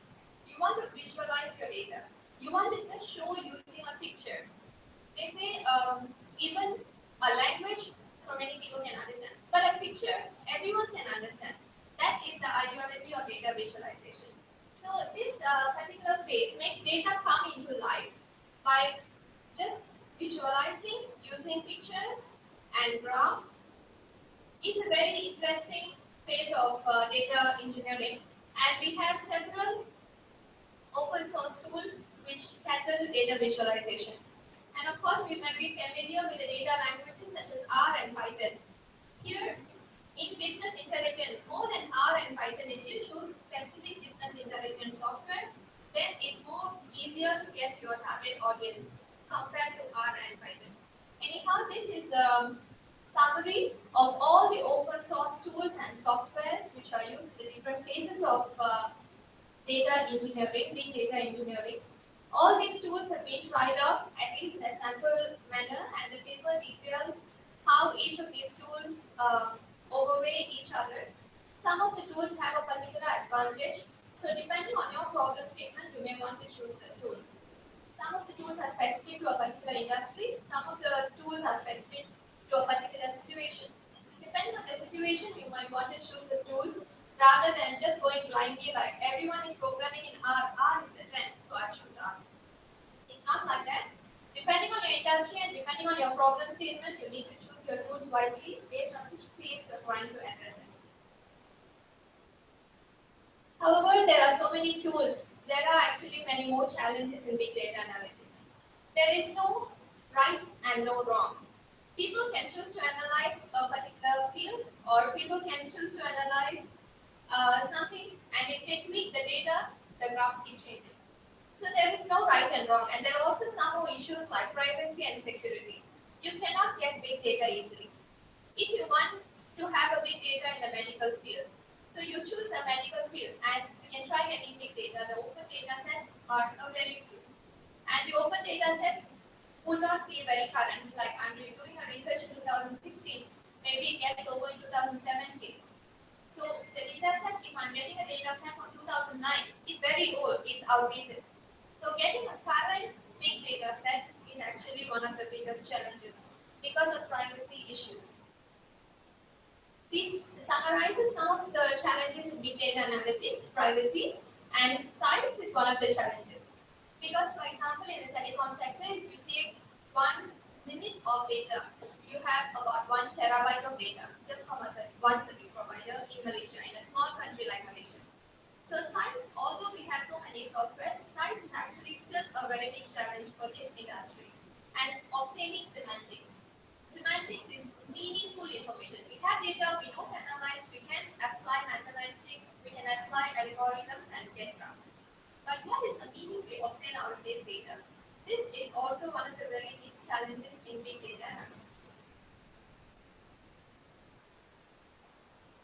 The authors of this paper would like to propose the best practices to be followed in big data engineering, having summed up what is the current status right now.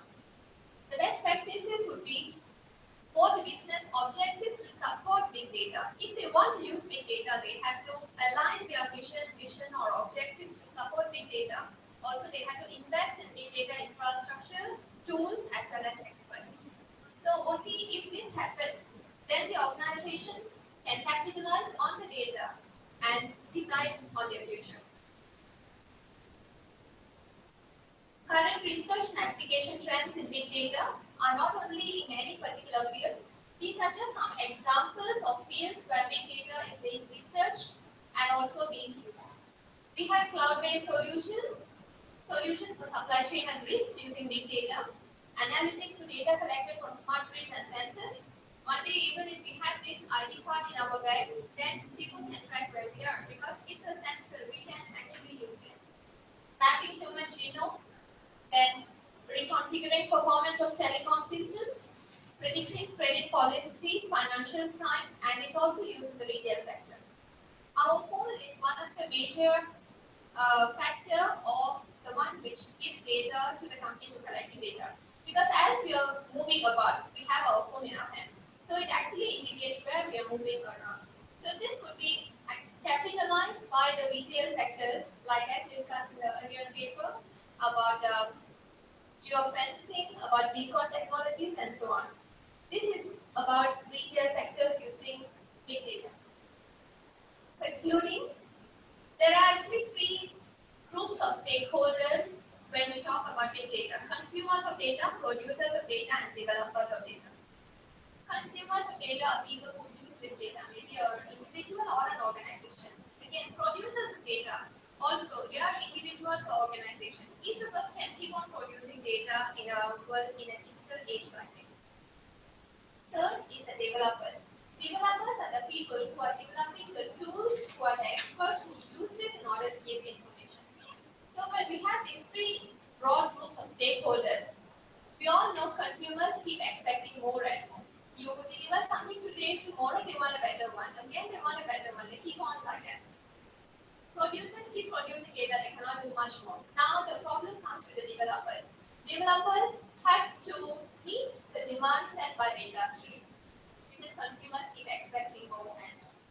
So how to do this is, companies have developers especially, they have to invest in big data infrastructures, analytic tools, and also link their business strategy. If business strategies, the old strategies had before 10 years, but they keep on pushing to do about big data, it's not aligned to the organization objectives.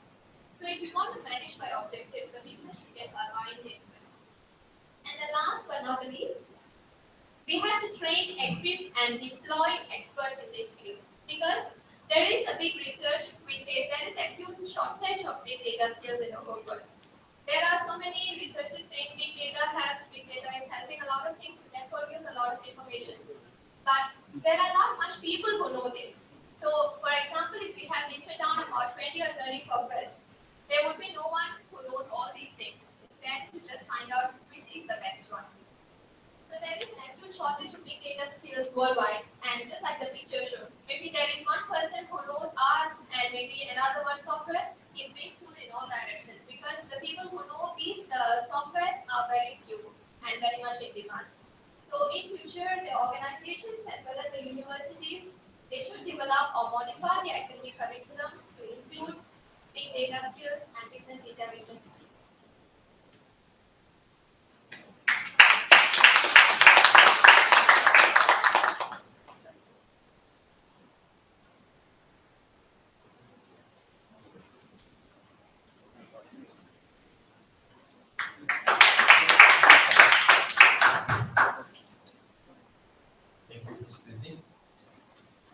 The last presenter for the session, Mr. Uzul.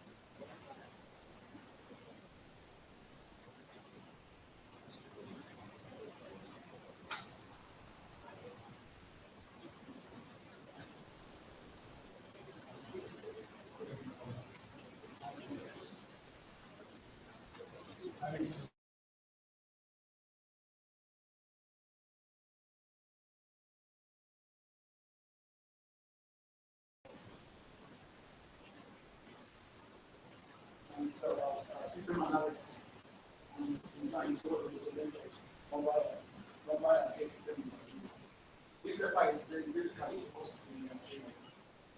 And Nigeria is kind of the largest black population in the world. Nigeria comprises of about up to 200 million individuals in Nigeria. And basically, the problem we face in Nigeria is all about shortage of labor. Accident victims, terror attacks, and some of the natural disasters that do occur in Nigeria. So basically, my paper is talking about the development of mobile IT system in order to enhance a speedy and quick delivery of blood towards the Nigerian populace. So, the public paper here is research paper is basically no mobile IT system in Nigeria. We're still trying to transit from the traditional method of the donors going to the government to read the whereby we can't use these mobile applications for us to be able to appeal the donors. We can be able to use this mobile appeal system for us to be able to know where our donors are. We can be able to like send a short or SMS or a call to them or email them so that they can be able to deliver or accept it. So we intend to propose a mobile appeal system. This system that will be able to enhance us to be able to get law easily to the public in Nigeria. So the method we use is we conduct survey of questionnaires. By visualizing questionnaires to the Nigerians for them to ascertain what are the requirements and benefits they have to enhance getting the system, the mobile appeal system.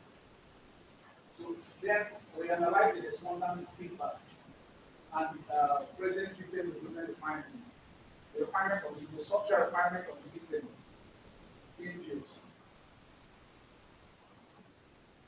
So the results over here are tables and charts. Over here are the respondents, what they feel. But there are up to 100 respondents in the research paper.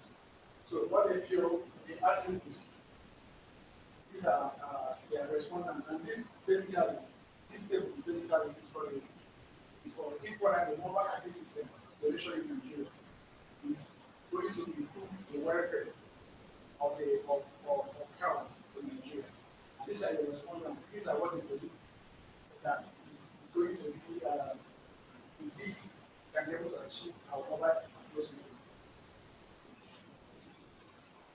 So this level 2 right now is will mobile appeal system in Nigeria increase the development or the achievement of health in Nigeria? If what we use, can we be able to save lives? With this, can we be able to like cut down the shortage of death row of the terror attack, natural disasters happening in Nigeria? So these are the respondents. If we whether the mobile appeal system can be able to enhance this aspect. So this figure right now is the graph. The chart of the blood donation system.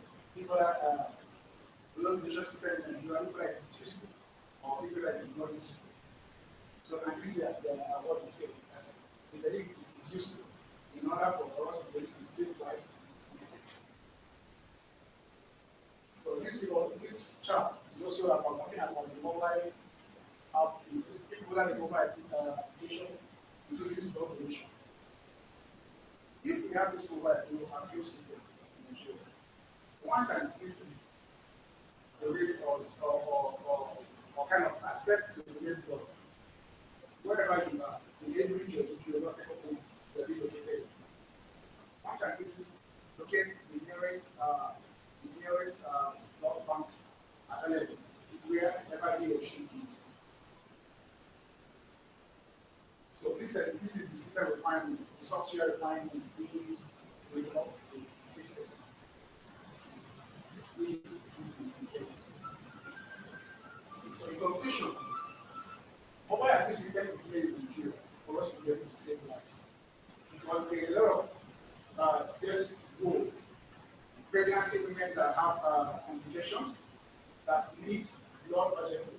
And in so doing, without these applications and without, we are still going from family donor relationship, or like some of them are not being what using.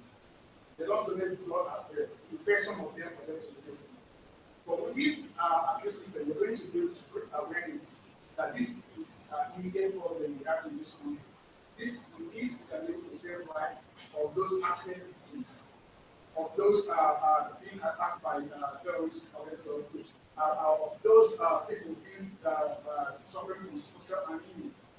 So this, with this, I believe that we can be able to achieve. So, thank you very much.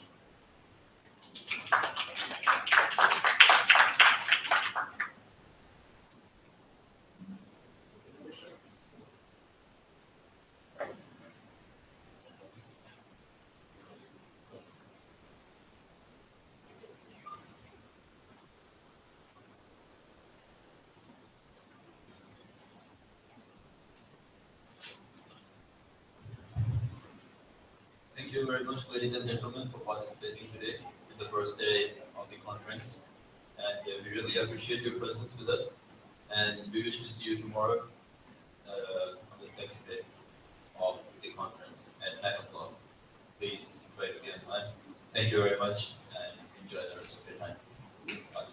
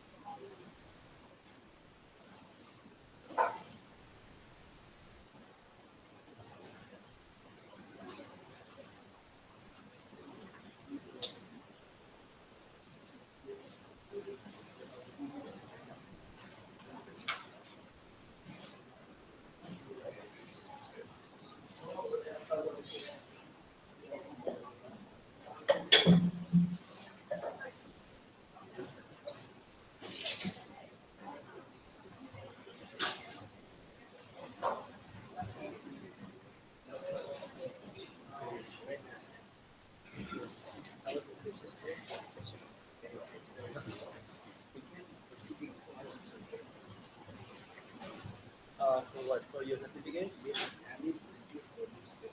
The paper we have already dedicated your PPT, all the papers. But for the presentation, we did not submit to us. Tomorrow. Mr. Funky, don't forget to join us because more we have closed the session and we give you certificate. Thank you. No problem. Thank you very much.